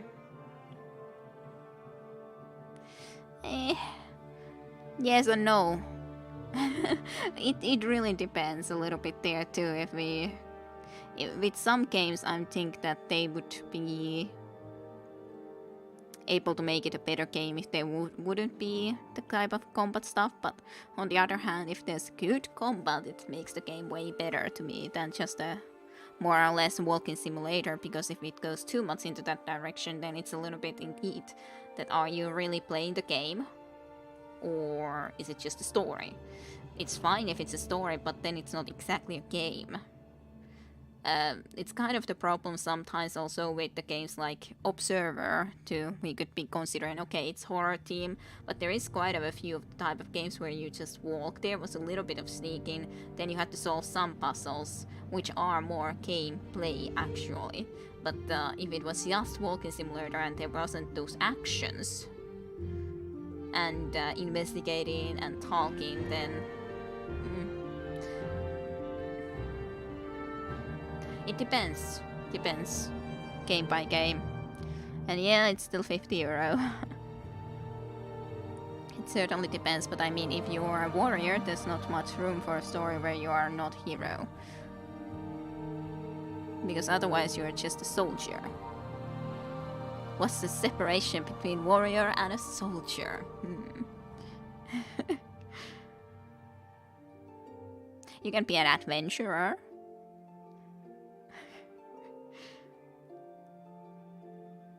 I think something like Battle Brothers. There you are a band of mercenaries and you are definitely not a hero exactly. I should really continue that too. I have so many games, but then especially when it was so freaking hot last week too, that I just couldn't concentrate even doing that much of the gameplay or let's plays because this was just freaking too hot, you know? Stupid summer, ruining my plans. Gameplay majorly being about combat is really restricted to the story. I like strategy too though, so it's really hard to fit these ones together. Yeah, it's definitely hard to fit all these ones together. But yeah, and stupid summer. No good for computer games. Yep. No good times. We really went into a tangent about talking about completely different games than Morrowind, but I guess I should also try to continue. I don't know about your rumors, dude. What about Telvanni counselors? Looms over Port Telvannis itself. Tenim. Okay, and it's home to Archmagister Rilvil Thrall. I am never too busy for a good talk. East Wing. You want Erasdier. walk with virtue. Hello. Quickly, however. And goodbye. What's this book? Unbiased Appraisal of Abolition. What's that? To the Morrowind. Yeah, Wizardry 8 I love, nonetheless. The only bad thing about Wizardry 8, on the other hand, even though it's not Wizardry 7, is the fact that there's too many combats. Or combats that you cannot really avoid, even. It's just respawning enemies a lot. That's the only bad thing about Wizardry 8. Not Morrowind 8, Wizardry 8. The Unbiased Appraisal of Abolition by Lernis Thyssen.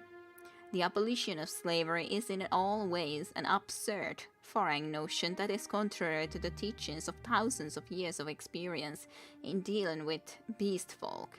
Here we explore the twisted lies of these imperial fools and their bizarre notion of equality between the various races that comprise their precious Tamrielic empire. The principal tenet that the abolitionists stake their claims on is that beast races are no less intelligent than the other races. While it may not be true that humans are more intelligent than Arconians or Khajiit, it is clear that the Dummer are superior in every aspect. The native population of Arconia consists of tiny villages aching an existence out of the fetid swamp.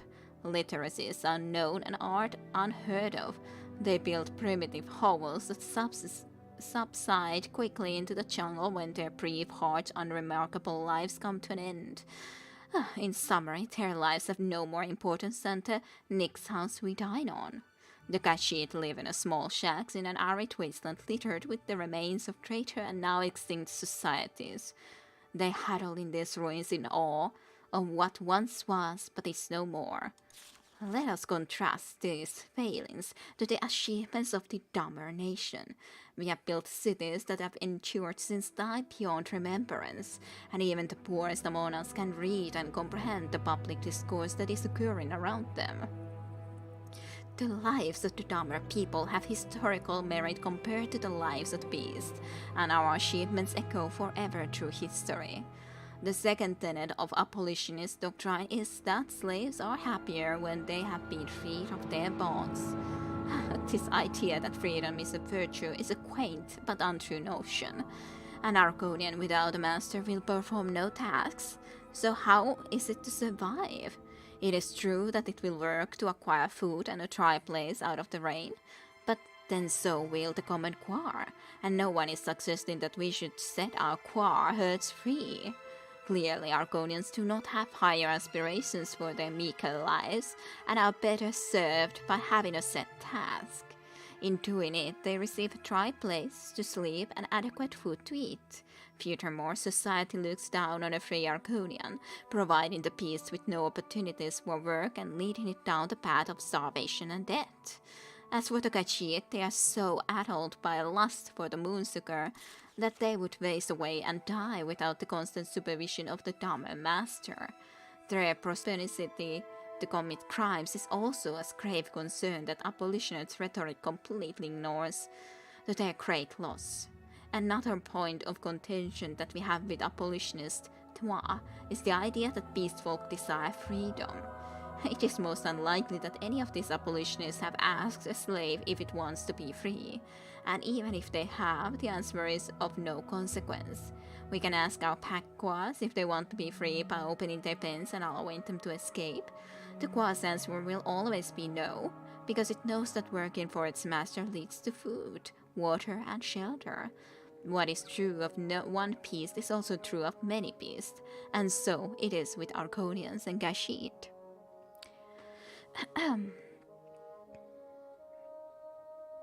I have to read more about the chat when I just get this through. The fourth argument, the abolitionists make it much more esoteric than its predecessors and predicated on the imperial notion that the strong do not have the privilege to exploit those who are feeble and pathetic. Of course, this idea is subverted by historical truth at nearly every turn. A society cannot exist if those with authority do not find a way to encourage those without it to do their bidding. Slavery is the logical extension of this historical fact, and to deny ourselves access to this would be an attempt to rewrite the rules by which our world has operated for generations.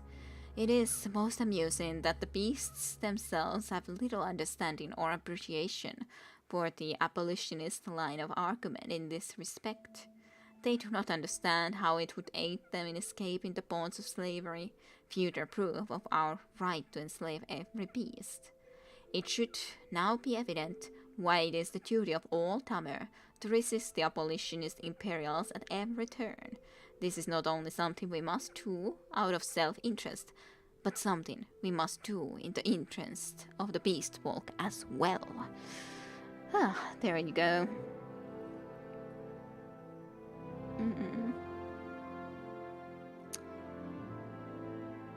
+1 go up with Sotenteno. That said, my absolute favorite game type is city builders like Emperor and whatnot, with pretty much no story, so yeah. I love those games too. What are your stream times? Lols, I'm absolutely too shy to stream. Doesn't sound like it in Divinity. That is to say, I actually still enjoy being the hero in the game, even if not necessarily hero, but you know what I mean, yeah. I thought you'd found your voice by now. You'd fond of your voice by now. Kind of like the feeling of not being so special. It's more realistic. I don't need a prophecy to succeed. Yeah, you don't need one. You can have some. It's good to have both type of stories. I have Kiddet there to secure my back. I had to do it alone. I would crumble away in the dust. Satentenho. But yeah, we have played together so long that it's pretty natural at least to do it together. So, I've said it before and I say it again. I wouldn't play Dark Souls, but I would play the hell of an RPG game where you are a construction worker reconstructing the Dark Souls castles. You do not believe that. I would really like to not be special myself, but so many want in games that games like that wouldn't sell so well. Yeah, that's true. There isn't a need to be special in the game though, for sure. There wouldn't need to be, but they are the more normal things to be done and made as games. I felt just the easiest way to write the games. Probably it would sell with a different story if it's good. True. But many still like the idea of being heroes. Going beyond power fantasies has real attraction. Slavery young. Yeah. Pushing the status quo without a risk. That sounds good. It's interesting that there is a book like this about unbiased appraisal of abolition of slavery and all that.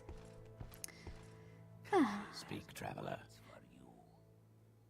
I don't want to be going much into that discussion, but yeah, if we think about slavery overall, of course there is like in our own world too, if we think about antique times or Romans, they had slaves, it was very normal. But of course it's a little bit still different in our human world, because everyone is a human here. Nonetheless, there's no Argonians. What would it be like if there would be Argonians or Gachis who are somewhat human-like, but definitely of the different species. Kill that one. Those boots are ruined. Yeah, boots are ruined. Absolutely ruined. Molak Beran.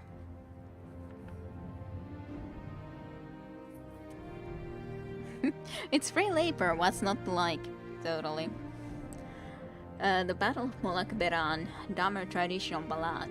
Did you come to hide from war, or come to hurt the Gar, or were you with the house guard at the Battle of Molak Beran? For I was there, and fought and cried, and tasted blood and thunder. I stood in line with mace and shield as Damer clan slew Damer. The guard of House Retheran were bright arrayed for battle. They came in pride in columns white, but ran like frightened cattle. We stood our crowd on Tadra's banks, then turned their flanks and rolled them. The field was bright with cousins' blood spilled by doughty Trenim. He lost some gallant gentlemen from ranks of brave house Tredim, and many a wandering widow weeps on the hills of Molac Beran. Some fell for wrong, some fell for right, all for the colours of Erin, and many bade the world good nights at the battle of Molac Beran. I mean, practically speaking, as a leader, if you could convince people that some people were less worthy, why wouldn't you? Especially when they would then have to work for free, or absolute minimum wage. Yeah. As such, in that sense, though, we can also consider feudalism and those times to be more or less, even if they weren't slaves, they still had to do pretty much just a, so to speak, minimum wage job. Even worse than, well, modern days is completely different anyways, after all. But it's not like most non-slave farmers really were very free, or warm hands were free to leave or do anything like that, because then they would be starving. So it's just, feudalism was white slavery, yes, sort of. If we are talking about slavery, then it's not that different, because you were kind of, you had to do work for your liege, and you were able to feed yourself, yes, but you wouldn't really be very free to just leave very easily. Yeah, just happened that the elite was also white. It's not something that has indeed been just my understanding has become that middle-aged peasants actually had more free time than many people today. Perhaps. It depends probably a little bit to how you consider it. They had to be upkeeping the farms, yes. They didn't have definitely that great living conditions, however, in feudalism and middle times, but then everyone probably needed to go into the church and, yeah, gotta wait for those crops to grow. There was a seasonal work more so, and then just about surviving and so on and forth. Hunger makes everything takes longer. I don't like you, I don't want to talk to you. Well, I don't like you either, and now you're all okay. What brings you here? Tell me about Port Telvanni. It's the capital of the Telvanni district of Morrowind. It is here that the independent thought and arcane powers of the Telvanni combine to form a city that is completely free from imperial influence and rife with the not unusual, petty Telvanni power struggles. The dictates of the Empire have no power here, and the Mage Lords blithely ignore all of their rules and laws. They simply do not care whatsoever. Why would you care? Conscription was pretty bad too. Review, we happy conscripted to you. Yeah.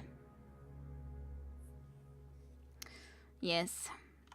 Though of course some also did then get conscripted, because then they at least, well, you needed to already have a horse, for example, in certain cases to be able to be one, but then you did get some benefits from that too. Like if you think about Hakkapeliitat from Finland, that were with the Swedish army, of course. I would have to remember or read better how exactly it worked, but I think they needed to have their own horse to be able to apply for it. Exactly then, to be a Hakkapeliitta. I think. But yeah, Russians sometimes captured Finns for slave trade. Yeah, not really too surprising. As such, Finnish people were just a lot of tribes originally, after all. Just a lot of tribes that war each other's too, so then there was the bigger kingdoms and all that kind of abused Finns too, or, well, Please yeah. join me. I'm already here. What did you want of me, Telvanni guard? When you asked me to join you like that. That is such a weird helmet you have, dude. It's even clips to your poltrons. Yes, we were luxury slaves, so we have that to be proud of. Yeah, that's great. That's lovely. Sounds great. Just absolutely perfect. What's this place? Clothier. Not sure I need clothes. Right now, that is. I already have clothes on me. I'm not sure what brings me here. I'm interested to investigate this place because this is a big place. I don't know where to go. Is that the grand place where the lord of this place would be? I don't know. It's a big place nonetheless. Big roots, big tree roots, just growing everywhere, unhinged. I don't know where I'm going. Should I use levitation here somewhere to get up there? Or is there some door that I'm missing? Or is there something more in there? I don't know. Very strange place, in a sense. This is an interesting looking mushroom house too. Never too busy. How lovely that you're never too busy. So many houses, so many trees, so many tree houses. Find someone else to bother. Hello?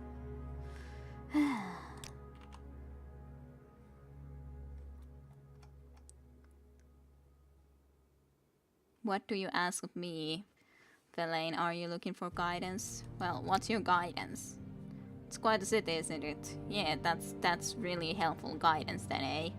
You saying that would I need guidance? Well, sorry, but no guidance to you, but it is quite a city, isn't it? Yeah. Well, you just gotta survive on your own. Find your own way. Fine. Be like that, if you wish. Yes, he does wish, but you know. Emeralds. Emeralds, eh? I'm kind of wondering about the fact that we are disliked too, because I still belong to Telvanni, so I'm kind of weirded out, and I clearly couldn't really buy hospitality papers because I couldn't even really ask about those. So I kind of just don't see how or why I would be supposed to be going and getting those. He likes us. Telvanni guard likes us, so why do some of them like me and some of them don't? This is quite of a place though. So many tree roots, I don't know at all where I'm going in here. It's very difficult to find my way. What's that flapping of the wing? I'm interested to find out. Can I climb up here? Oh, is that guy riding one of those sort of winged creatures? So it seems. Who do we need to staff to get respected here? Yeah, it's almost like they are individuals who like what they want to like. Crazy, huh? Yep, crazy. But why they hate me then, though? Still the question, why do they hate me? Whoa, whoa. Whoa, whoa, what, Jim Jim? About the insect with the rider? I'm from the southern hemisphere, so I have no skin in this game. You don't have a skin in this game. Do you want something? I kinda do. I wanna have a ride like that. I guess this is the slave market again. You there, you have a small shore for you. I have a small shore for you. I need you to help me find a misplaced slave. Oh. Indeed, in a moment of oversight, I accidentally sold a slave reserved for a noble of House Dress, the household here in Port Telvannius. I remember little of my slave, so I do not know the Nemer's name, but I do recall it was a female of one of the races of men. Search Port Telvannius for it and give the owner of the slave this letter, then escort the slave back here to me.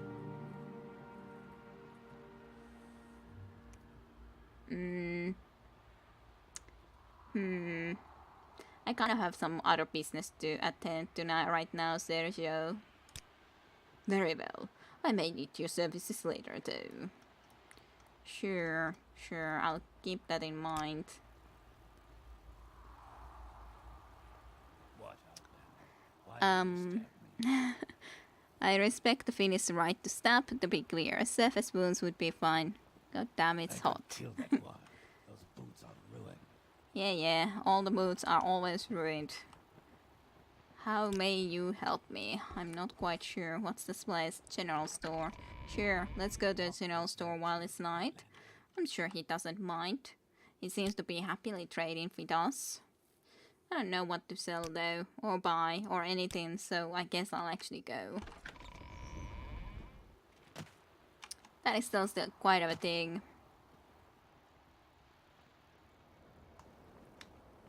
I would want one like that. A lot of slave cages here. A lot of slaves. A lot of humans too.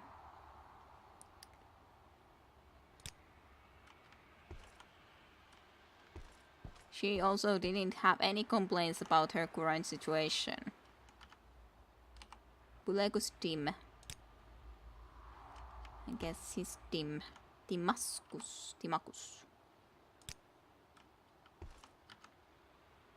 Well, I guess they're somewhat happy. At least they're not all the time saying that, oh my god, please rescue me or help me out of here or anything even, so maybe they are too scared to do such a thing. Ah, lovely moon. I love that moon. Too. There is this way into this location. Interesting place. Check out the lunar eclipse for a moment. Oh, okay. No worries. Of course you should prioritize that. I would love to see lunar eclipse too. I recommend anyone who can go and see lunar eclipse go and see lunar eclipse. Obviously. This isn't exactly a lunar eclipse. Or, well, you know. Just a big moon. I wonder, is this some other, was like a special place, or is there just houses in here? I'm not sure. I'm not sure about this. That's just a house at least. So big. I think this is where this branch ends though. Can't get into here though. Enchanter. A blood moon? Maybe a blood moon. Supreme domination.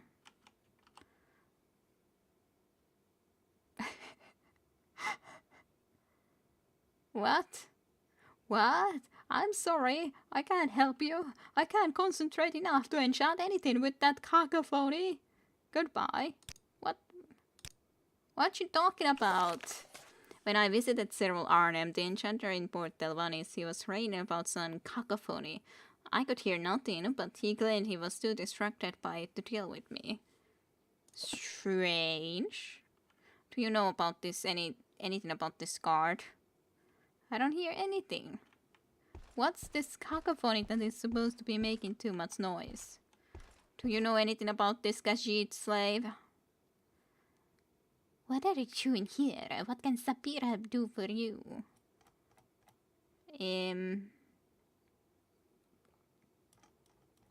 I would love to know about this. There are no abolitionists in Port Telvanni. Sapira will not get help here. She would like some help, I guess. Something? That what cacophony?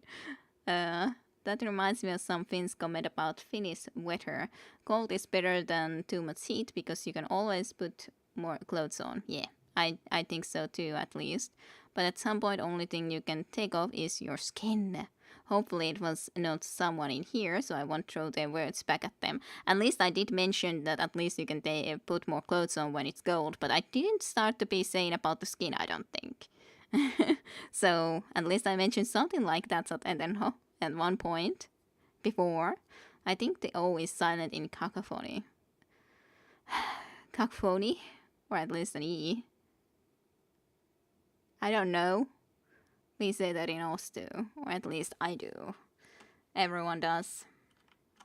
So, what's making that noise?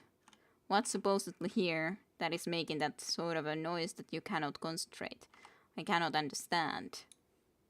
And you do not have any idea about this?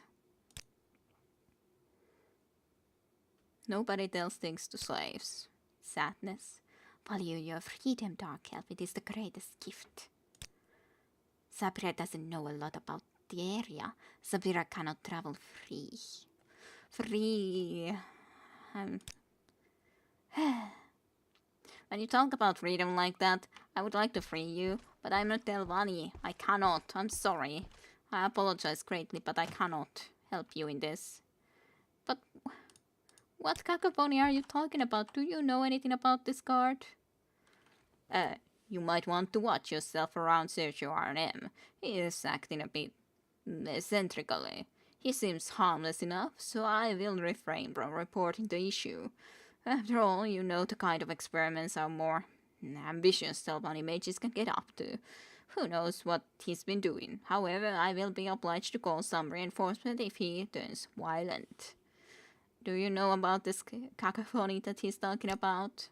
Yeah, I know. I don't hear anything either. So, no one here hears anything. What could I do for you about this situation? Cacophony, maybe. I don't know. Cut down my language. Peeling yourself out of letter seeds is not pleasant, let me tell you. Yeah, I gotcha. When it's too hot, that's exactly what happens. What's this thing that you're supposedly hearing? There's definitely nothing hiding behind your table. Those are locked. You just hear about that stuff the whole time. Maybe someone has done a prank on him so that he hears all sort of noises that aren't actually there.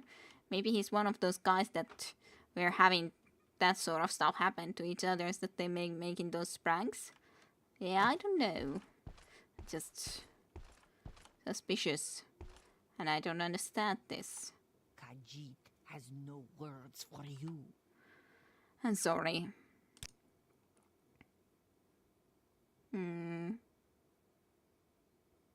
That's Saphira's. Poor Saphira. Okay, well, I guess that's all I can do in here for now. Maybe I can ask about the possible cacophony or whatever in here. Maybe. Quick, Outlander. Do you know about any cacophony? What do you mean? I don't hear anything out of the ordinary. At least I can be asking about everyone about it now.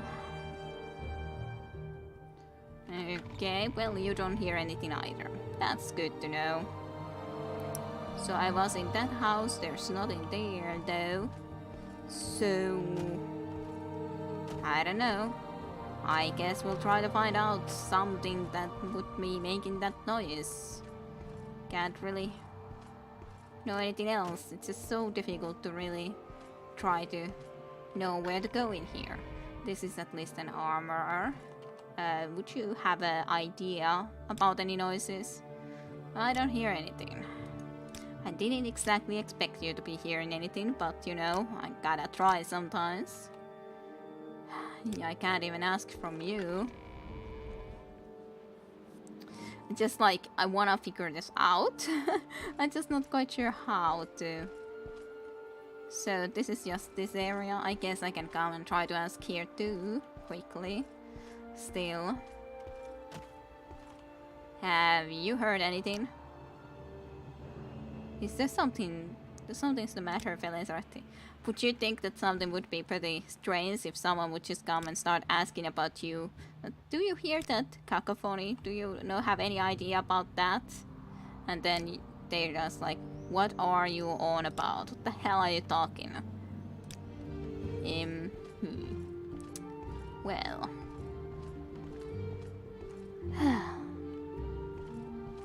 Where could I go to find more about this? Can I even get down from here? I guess not. Interesting. Interesting setup they have here with these houses. Strange and interesting at the same time.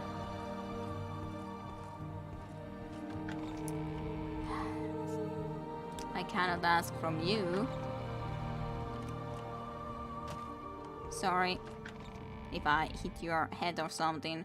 You are an actual ochre here. Haven't you bothered me enough? Go swim to Akavir, it's due east from here. Do you hear anything? Nope. It's strange to find an orc in here that I guess isn't a slave. At least he didn't seem to be a slave. Such useless creatures. Who are? Are you a useless creature? I do not know. What do you mean by this? Now I'm just going to everyone's houses and asking everyone, do you hear anything? If I can't ask from you. You are apparently a slave. And no one knows who is a slave and who isn't. I don't hear anything. Yeah, I somehow didn't think that you did. Would you go around and asking everyone else, do they hear something when you don't? When someone does? Would you do what I'm doing or not? Nope. Nothing. Yes, Outlander. How do you do? How do you do? Yourself. Is there something the matter? No. May I help you? Everything is just fine. Just totally fine. Do you hear anything? No. Fine. Fine.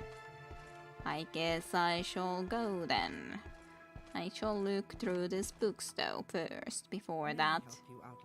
The Song of Belinal, Volume 5. I haven't seen that before. Ah, the Seven Fights number 3, Volume 3. I don't have that. King Helset, the biography. Interesting. Like in the deal. King Helset, so real Parencia or Parencia's a son. This is. I don't think we read exactly a biography of him though. Ervil Lalu. On the 10th of mid-year, 3rd era 376, a child was born to the Queen of Mournhold and her husband. This child would grow from a tumultuous childhood to become the greatest hope of all Morrowind. King Lalu Helset is the firstborn child of Symmachus, former king of Morrowind, and Barencia, the former queen of Wayrest. Now that Helset has returned to fill the empty throne of Morrowind in the wake of old King Lalu Lethan's tragic death, the homeland of the Dummer has a bright future indeed. King Helset's early childhood in Mournhold was idyllic. He grew up with the best tutors that Morrowind could provide, and quickly showed an aptitude for intellectual pursuits and complex strategies. Stratagems? Always a confident child, he impressed all with his youthful precociousness and courtly air. In the year 3rd era 384, a young sister of Helset was born to Duke Symmachus and Queen Parencia. The new child was named Morkia, and she showed a sweet disposition from the very first day. The two children spent much time together when Helset wasn't occupied with his studies. They showed a natural affinity and rarely bickered. Where Morkia was sweetness and light, Helset was studious and serious. However, when Helset was 13, events in Surantiel threatened to sweep away the first family of Morrowind. The traitor, Yakar Tarn, had imprisoned the true emperor and taken his form. Wars broke out over all of Tamriel, and most serious of all, a revolt began in Morrowind. Queen Parencia and her children traveled to the imperial city to beg the false emperor to intervene. In her absence, Duke Symmachus was murdered by a mob in Mournhold, and the province of Morrowind descended into chaos. Parencia sheltered the children from the knowledge of their father's death for as long as she could, but the time came when they could be protected no longer. Helset took the news well, and vowed that he would not befall the same fate as his father. Parencia deduced that the emperor sitting on the throne was in fact an impostor through her impressive knowledge of the school of illusion. King Edward had also traveled to the imperial city for assistance and quickly reached the same conclusion regarding the emperor. Together he and Barensia worked secretly to unmask the traitor Jagar Tarn. Helset at this time continued his lessons and learned the magic art from the best teachers the imperial city's Mages Guild could provide. His interest, however, remained in alchemy, teasing hidden properties from ingredients sourced from the far corners of Tamriel. Hlaalu Letlan was announced as King of Morrowind with the approval of the Holy Tribunal and managed to restore peace to the province. Not dynamic, rosy, or especially imaginative, Letlan was nevertheless able to use his measure of popularity to unite the divisive elements in Morrowind. However, the province remained in need of a strong royal figure in the mold of Symmachus. After the restoration of the rightful emperor, Barensia had no wish to return to Mournhold, the death of her loyal husband hanging like a cloud over the great city. She was wed to the widowed King Edward and moved to Wayrest to become queen, renouncing the throne of Morrowind. Helset and Morgia moved with their mother to Wayrest. Edward had one daughter from his previous marriage, Princess Elsiena. Thus Helset became a prince of Wayrest and an heir to the throne of this most prosperous of nations in the Iliac Bay. Helset's time in Wayrest was a happy one for the young mayor. He did everything possible to integrate himself fully into the life of Wayrest, as many nobles were initially cautious about the dumber prince. He even had his elven ears trimmed to look like human ears, and he made influential friends among the Elder Council, a collection of powerful nobles in Wayrest. His knowledge of alchemy and sorcery continued to develop, with some at the time accusing the prince of machinations and politics most dark, including the poisoning of rivals. This, however, is plainly false, as the prince is a scholar and gentleman, and would not stoop to such a despicable level. Who knows? While in Wayrest, the young prince was temporarily linked to a number of women of Wayrest nobility, although no permanent affection developed. For Morgia, the situation was considerably different. She was most advantageously married to King Garudil of Firsthold, the most powerful of city-states in the Somerset Isles. Upon the death of good King Edward, the Elder Council upheld the traditional laws of succession, and Princess Elysiana ascended the throne. So, Helset didn't actually get the throne. It is widely believed that Barensia and Helset were forced to leave by Queen Elsaena after a bitter succession challenge. But this is not true. Cordial relations remain between Queen Elysiana and her adopted brother, the beneficent King Helset. Barensia decided it was time to bring her son back to Morrowind, his ancestral homeland. They settled on an estate outside of Almalexia after King Lethan invited them to return. Soon after this, King Lethan's nominated heir passed away suddenly while on a hunting expedition on Barensia's new estate. King Lethan never recovered from the death of his beloved protégé and passed away soon after.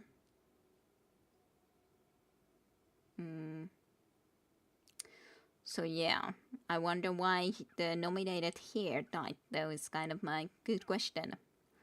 Much politicking occurred after the death of the Hlaalu Lethan, particularly between the great houses.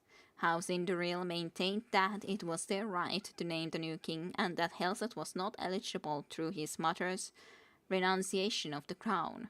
House Hlaalu was saddened by the sudden death of their king, but desperately wanted to maintain control over the figurehead position. Hlaalu Helset negotiated energetically with the nobles of House Hlaalu and managed to secure their support in his bid for the throne. House Induril bitterly opposed this, but was forced to give way to Hlaalu after an imperial delegation expressed support for Helset, the most cosmopolitan and vital of the candidates. Helset elected to have a swift, restrained coronation, as his profile was not high among the people of Morrowind due to his long absence from the court. He has not proved lax in improving his situation, however. This most generous of kings pledged himself to help restore the honor of old Morrowind to a strong, independent monarchy. Those who know the king are generous in their praise, and he has won crushing respect even from his opponents. Morrowind is set to win back the glory of Resdain, with mighty King Helset in the vanguard. I'm not exactly sure how long ago this all then is from the time we play, but anyways. And yes, rest in peace Symmachus, good old Symmachus. Yeah, I'm not sure about that trimming ears in order to fit in a part either, to be honest. I wonder what Parencia would have thought about it. Like in the deal.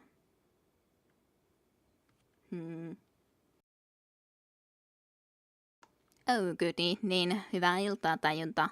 Welcome to stream to you too, and hopefully you have been doing well the past week too. Like everyone else as well. Come by quickly to say hello. Well, at least give Tajunta the Discord link for the future. Even if you wouldn't be staying otherwise for long. So I'm snacking on these peanuts labeled as... Okay, well, I have no idea what that says, my dear Jim Jim. Hello, Mantrit, 402 then. Hello to Russia. And hopefully you've been doing well too. Mala is numbing. I have no idea. And I assume that onneksi olkoon istusateen tenho. At least that's my assumption. Anyways, I read that. I don't know. There's so much stuff. Yeah, I look at you already. You are of no help to me whatsoever. Yeah, Visinekko, where is the link? That's a good question. Visinekko is not here right now. I think because he went to look at the moon after all. So Visinekko isn't here. Can anyone else help with this? That yeah, gotta go unfortunately. Alrighty, Tajunta. Well, I hope you have a good time. Anyways, and I set up the Discord nonetheless for us. So you should join there too. I have it in my description there too, but I can't link it while we are in Morrowind. Anyways, thank you, Jim. Thank you kindly. I hope it was that one. I suppose you should be able to notice pretty easily or quickly if it is or if it isn't. So, anyways, about the cacophony in here. But also, yes, welcome to stream Mantrit too. I am at the moment all the way in here at Port Telvanni. And I have no idea where I'm going or where I could be solving any of these issues that we sort of have. So, that's something. It's great. And all. Ilnera Manor. So, anyone here heard any cacophonies? I don't hear anything. I'm not surprised. I wonder where this person will be who actually will know about it. I wonder. I have a feeling that it's going to be far away. Where am I supposed to join you? Children, Consolations of Prayer, Broken Diamonds. Legions of the Dead, The Cavern Door. Bestiary Volume 11. That's a lot of bestiaries. Why is there so many? It's about the mud crabs and Timmy Dragons, the troll, the mockmouth, and the coal frog. Well, I guess I could be reading this through quickly enough. Anyways, Ortolane's Bestiary Volume 11, being a complete listing of the fauna of Tamriel with truthful descriptions, assembled from the reports of sundry savants, naturalists, mystics, and from across the breadth of the empire. The mud crab. This is a common name given to several species of large crustacean that inhabit silted areas close to water. No idea if I said that even remotely right, but anyways. Though not commonly thought of as predators, all varieties share taste for flesh and are in turn consumed as a delicacy or as a staple food by many societies. It is common amongst the clans of Valenwood for relatives who have died of disease to be fed as carrion to the mudcrabs, which are then themselves consumed by the family of the deceased. In this way, the traditional death rites can be observed without risk of spreading any illness. Well, that sounds lovely. The Tinmi dragon is a large aquatic beast of the river Niben and its tributaries. Its walk name refers to its bulk more than to its nature, for it bears no likeness or relation to the winged tyrants of the dawn. Instead, having a more mammalian appearance. Though its scales are born pale, its hide is usually a dark umber, dyed by the similarly named riverbed soil in which it is often found basking. The Timni dragon commands a deep respect for the slave queen and her memory, and will act as a stepping stone across the streams for those who intone her name and proceed barefoot in her example. The Troll, a large ape-like monster fond of lurking in caves and forests across Tamriel. Western priests are distinguished by a remarkable third eye on the forehead. Trolls have the ability to recover from any wound and, unless scorched by fire, can even return from death. This has led the Order of Argay and many Meridian cults to declare the trolls a revenant beast, to be experimented under their warriors' divine pacts. Troll bone is a popular material for armor among the Nords, who believe that the regenerative capacity of the trolls will keep their armor in good condition, and may even heal the user in their hour of need. They are not alone in this superstition. Trollbone charms and amulets can be found among the Reachmen, the Bjoli tribes, and warriors Bosmer clans. Furthermore, powdered trollbone is a popular ingredient in Nibanese rejuvenation potion, and the extinct Kortringi nomads were said to hammer sharp splinters of trollbone under their skins in times of war. You didn't miss everything, Visineko, and hello, Stevie.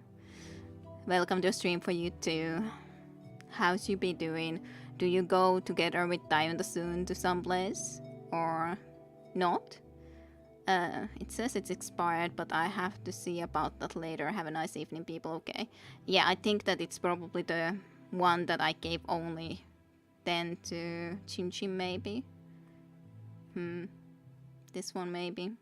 If I'm correct, gratitude should be said approximately like gradation, if I would like it, write it in like Finnish. This was it. Too many links of different kinds. Okay. Yeah, well, Tayuta probably already left, so unfortunately, who knows? Well, random letters and numbers confuse me. Oh dear. The mockmouth. I don't know what the mockmouth is supposed to be. The daunting offspring of a giant born by another creature. Upon encountering a mockmouth, one must promptly insult it or risk being attacked and devoured. Okay? Guys, remember, you must insult mockmouths, or you will be devoured. What's your best insult against the mockmouth? I do not know. They can vary in size and appearance, though they are always greatly misshapen. You have too small of a mouth to devour me. Is that good insult against a mockmouth? Mockmouths are of the few alarmingly dangerous beasts one might yet never encounter due to both their indeterminate shade and their stark aversion to courteous contests of arms. Okay, that's a very strange description, but okay. So for the tiny moment I was away, Tayuta quickly visits here and promptly leaves. Yes, that's what happened with Sineko. Mock the Mockmouth seems almost too easy. Me and Tayuta were drinking and now I'm home. We played some VR games. It's so cool. Okay, great. Great that you had fun with that stuff. And Chim Chim is also chilly about that. The gall frog, a species of amphibian ubiquitous across Black March and the bordering regions of Morrowind and Cyrodiil. Gall frogs reproduce in a unique fashion. When a gall patriarch dies in the deepest swamps of Black March, its corpse disintegrates into thousands of tiny frogs, no more than an inch long. These are swept into the air by the wind and carried hundreds of miles in every direction. During heavy thunderstorms, they fall to the ground with the rain and begin the long journey back to their spawning pools. What? This also sounds extremely strange. Gall frogs have a ravenous appetite, and once they have exhausted an area of insect life, they will eat almost anything else that can fit in their stomach, including their siblings. The patriarchs that make it back to their spawning pool can be decades old and the size of a Colovian townhouse. In Morrowind, they are regarded as Argonian spies, and the Dark Elves operate a kill-on-sight policy against them. In Cyrodiil, they are harvested to make the hallucinogenic drug Gohlano, which is used in several Nibelese rituals, in dedication to the Emperor Uriel Septim VII. Okay. Have fun. Yes, have fun for sure. Okay. I have no understanding about that, but okay. Please join me. Go ahead. I'm listening.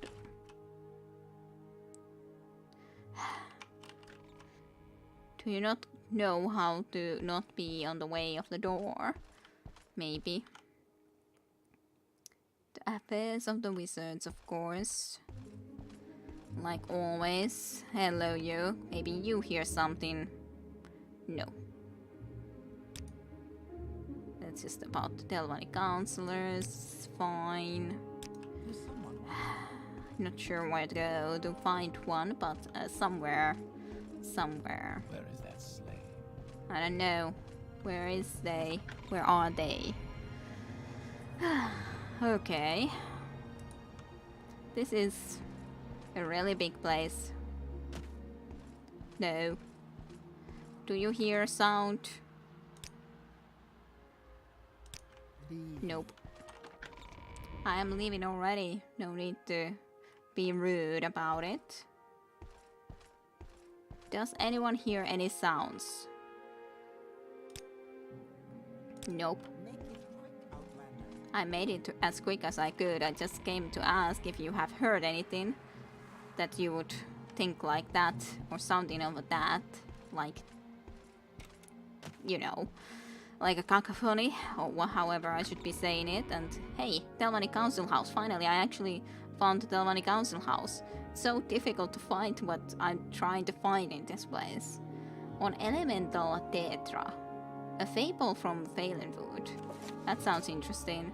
Is there any nature from this book? What do these spells do? I need to look into them too. The good old speak of random people until you find the answer quest. Can you hear me? Yes. A fable from Valenwood by Aelion. It was mere half a mile across the Elder Grove, amongst full-leaved oaks and patterns of silvery cypress where the foxes were resting through the night, and up the branches owls were singing a gentle tune, slowly caressing the range of fauna in their slumbers, untouched by the ever-restless man, and only ventured to upon a call by Mir. The creatures were at peace, with a cordial feeling to all the living in their hearts in the shades of Odyssea. Their provider it was, the forest, and with deepest respect they treated it, from the smallest worm and mouse to the fox, goose, deer, and bear. No disease had ever ravaged trees or ones who had built their abodes under them, nor had a single tree ever been cut down or an animal killed by the hand of the elves, who had lived by Odyssea for centuries. A pact between people had been made to keep out of it, not through fear but instead respect. understanding, and sensibility. With the forest that lures so strong and affecting all in its peer, no one knew fear. A fortress full of life for animals and a wall on the town's hillside point to it where they all, a perfect symmetry, unspoken yet unbroken pact, sealed with no sacrifices from either side but a promise for love and life. Well, that was a short story. Elemental Detrae. So this is a council house here. Interesting. What's this way?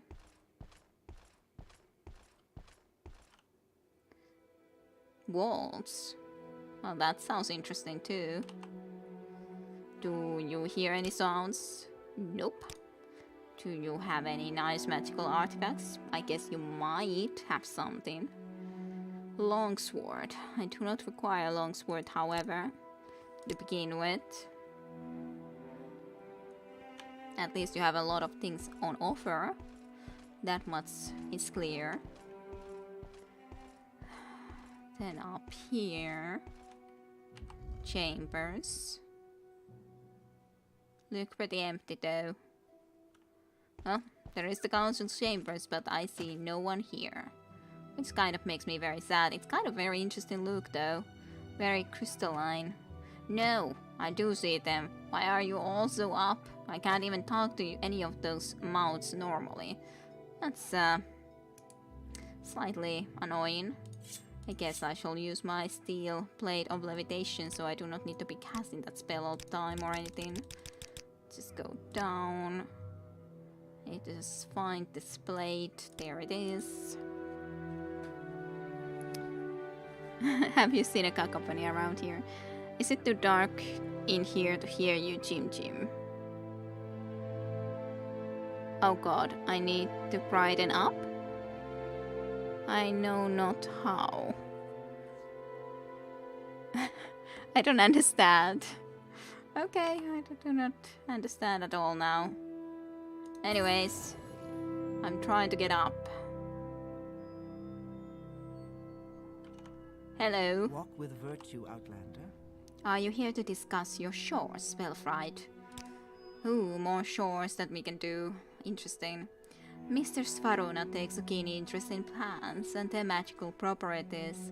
I have recently procured seeds of the rare desert siren plant that is native to Hammerfell and need someone to deliver the seeds to Mistress at Tel Oren. Okay, Tel Oren. I need to remember. Deliver the seeds, sure. Take these seeds to Mistress Varuna at Tel Oren. She would be most pleased to have them, though you should take care not to wander too close to some of her more aggressive species. You'll see what I mean, Felicity. Return when you are done, and I will reward you. Great.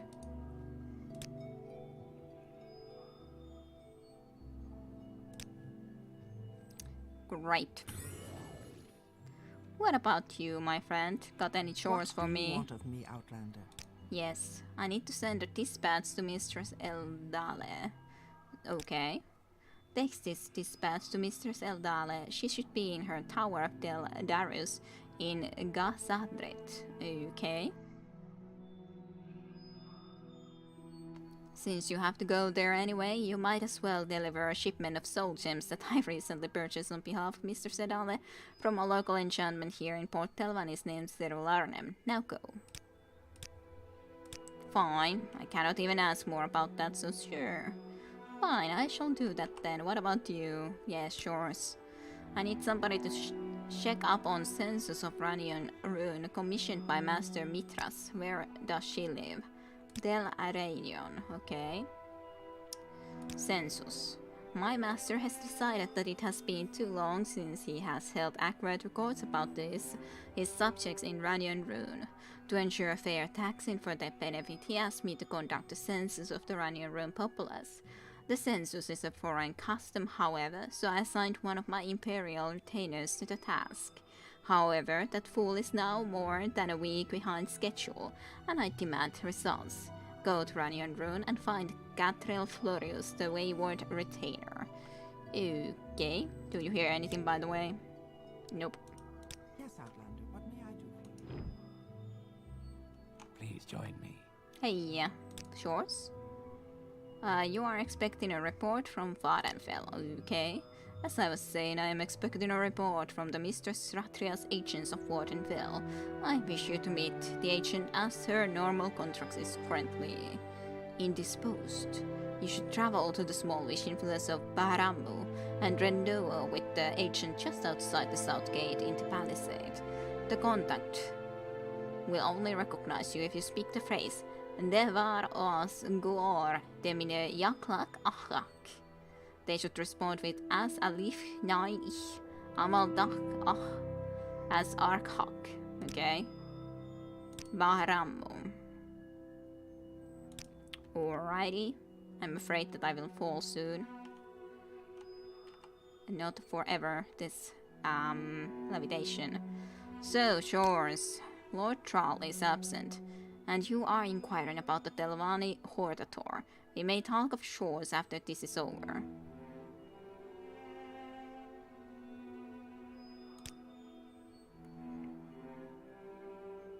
War Leader of the Great. Why are you interested? Ask how Hortator is chosen.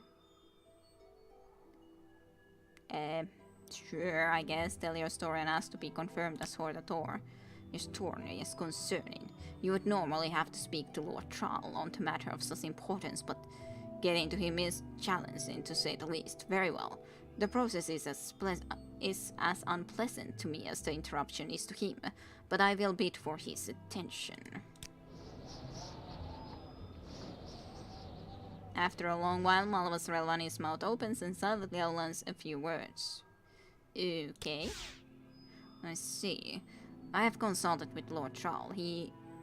Lord Thrall's vote is cast in your favor, Felin Saretti. Yes, you must be named Hortator of House Telvanni. Hey, I got one vote. Woohoo.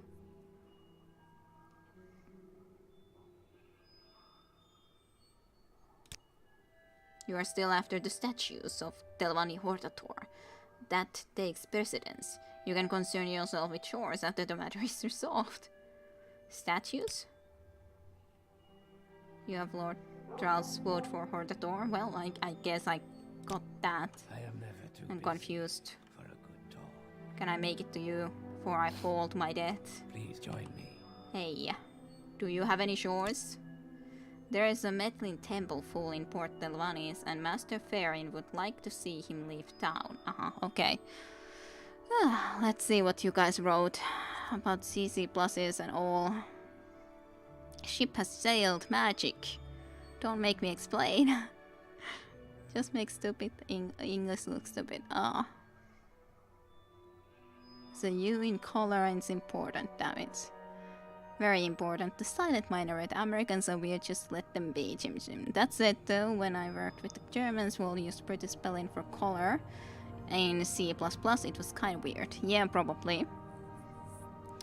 And I seem to remember we all agreed that aluminium is nothing but a type of aluminium. We're so used to using color in programming because America. Such typo, almost undetectable. Is get a canvas in waters now? I'm lost. Well, it just happened to be that he was talking about it, so sure, I thought of asking about the vote too. I do need to become a Telvanni Hortator, and if I need votes from this area too, it's probably best that I do try to ask for those two, and 2 Telvanni Shores. Make Morrowind great again. Totally. Leave town. As I told you, has learned that the priest, Sevroteles, is spreading temple propaganda here in Port Towns. I need you to go and convince him to leave town. Oh, and one warning. What is that? Well, I would love to give you freedom to silence him by force. Not all the masters are quite as pragmatic in temple-related matters as Lord Varin. For this reason, for him to be killed with witnesses would spark quite a diplomatic incident. However, if you can do so without being noticed, feel free to murder him if he is belligerent in any way. In a way, I suppose that would be granting him his fondest wish, to be martyred. I've always liked that word. Now go. So Sevroteles. Okay, good. Have I talked to you? Can I still make it to you? Nope. Oh, I think I did talk to you anyways before, so that's enough. That's good enough. Anyways, now we have fallen to the wayside.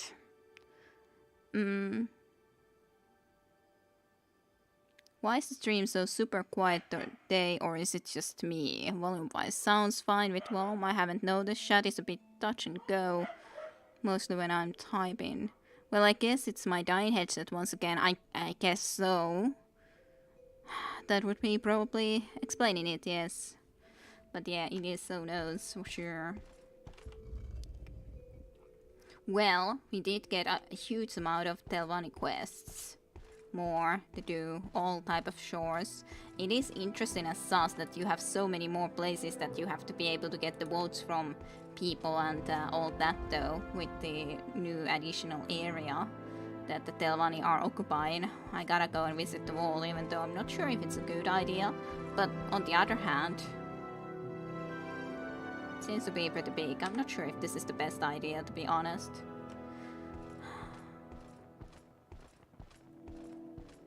This seems like there would be something deadly. Just because it's freaking cave. Far-reaching cave. But now that I'm here, I gotta go and see to the end, right? At least.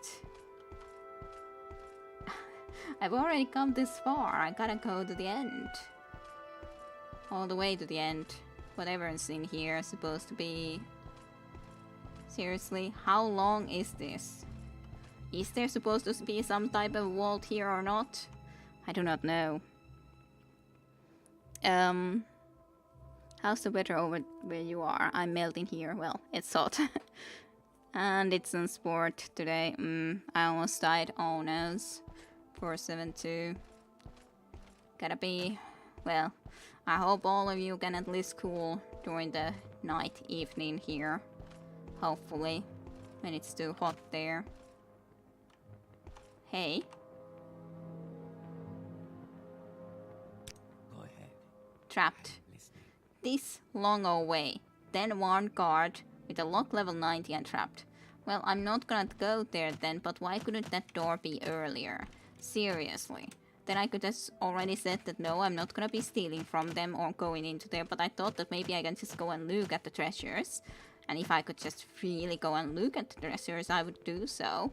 I wouldn't steal anything, of course. Of course. I haven't stolen anything in this game, you know. So...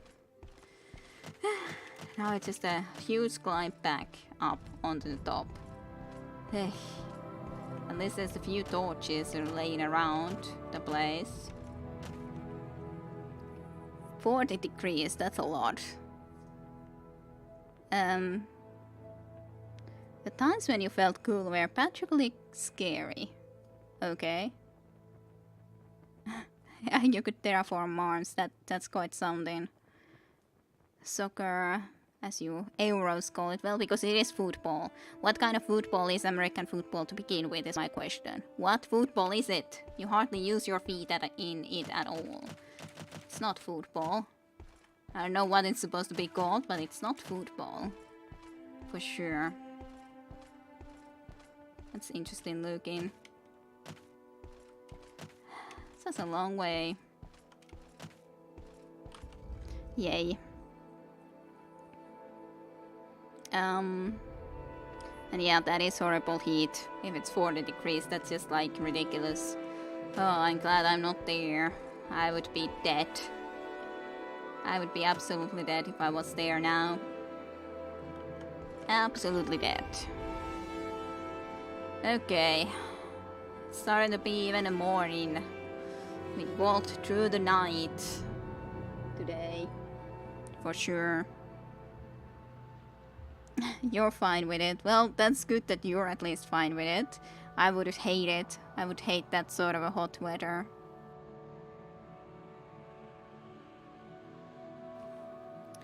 Well, we got a lot of quests. I think I will keep Morrowind stream today a little bit shorter. Then next time I do think that we should try to probably start to be working on all of these shores that we just got. Specifically when I would want to be going and actually proceeding into Telvanni house even more so now that it's possible and we actually found the council house. And sure, I guess I would need to ask even more about the cacophony voice, but I have no idea where to go for that. But this place is big. This place is huge. Huge. Huge place. Really, a huge place. So we went from all the way here, into here, to here, here. This is a big place. I'm not even sure how to find the council house again, but at least it's marked there now, so that's good. Anyways.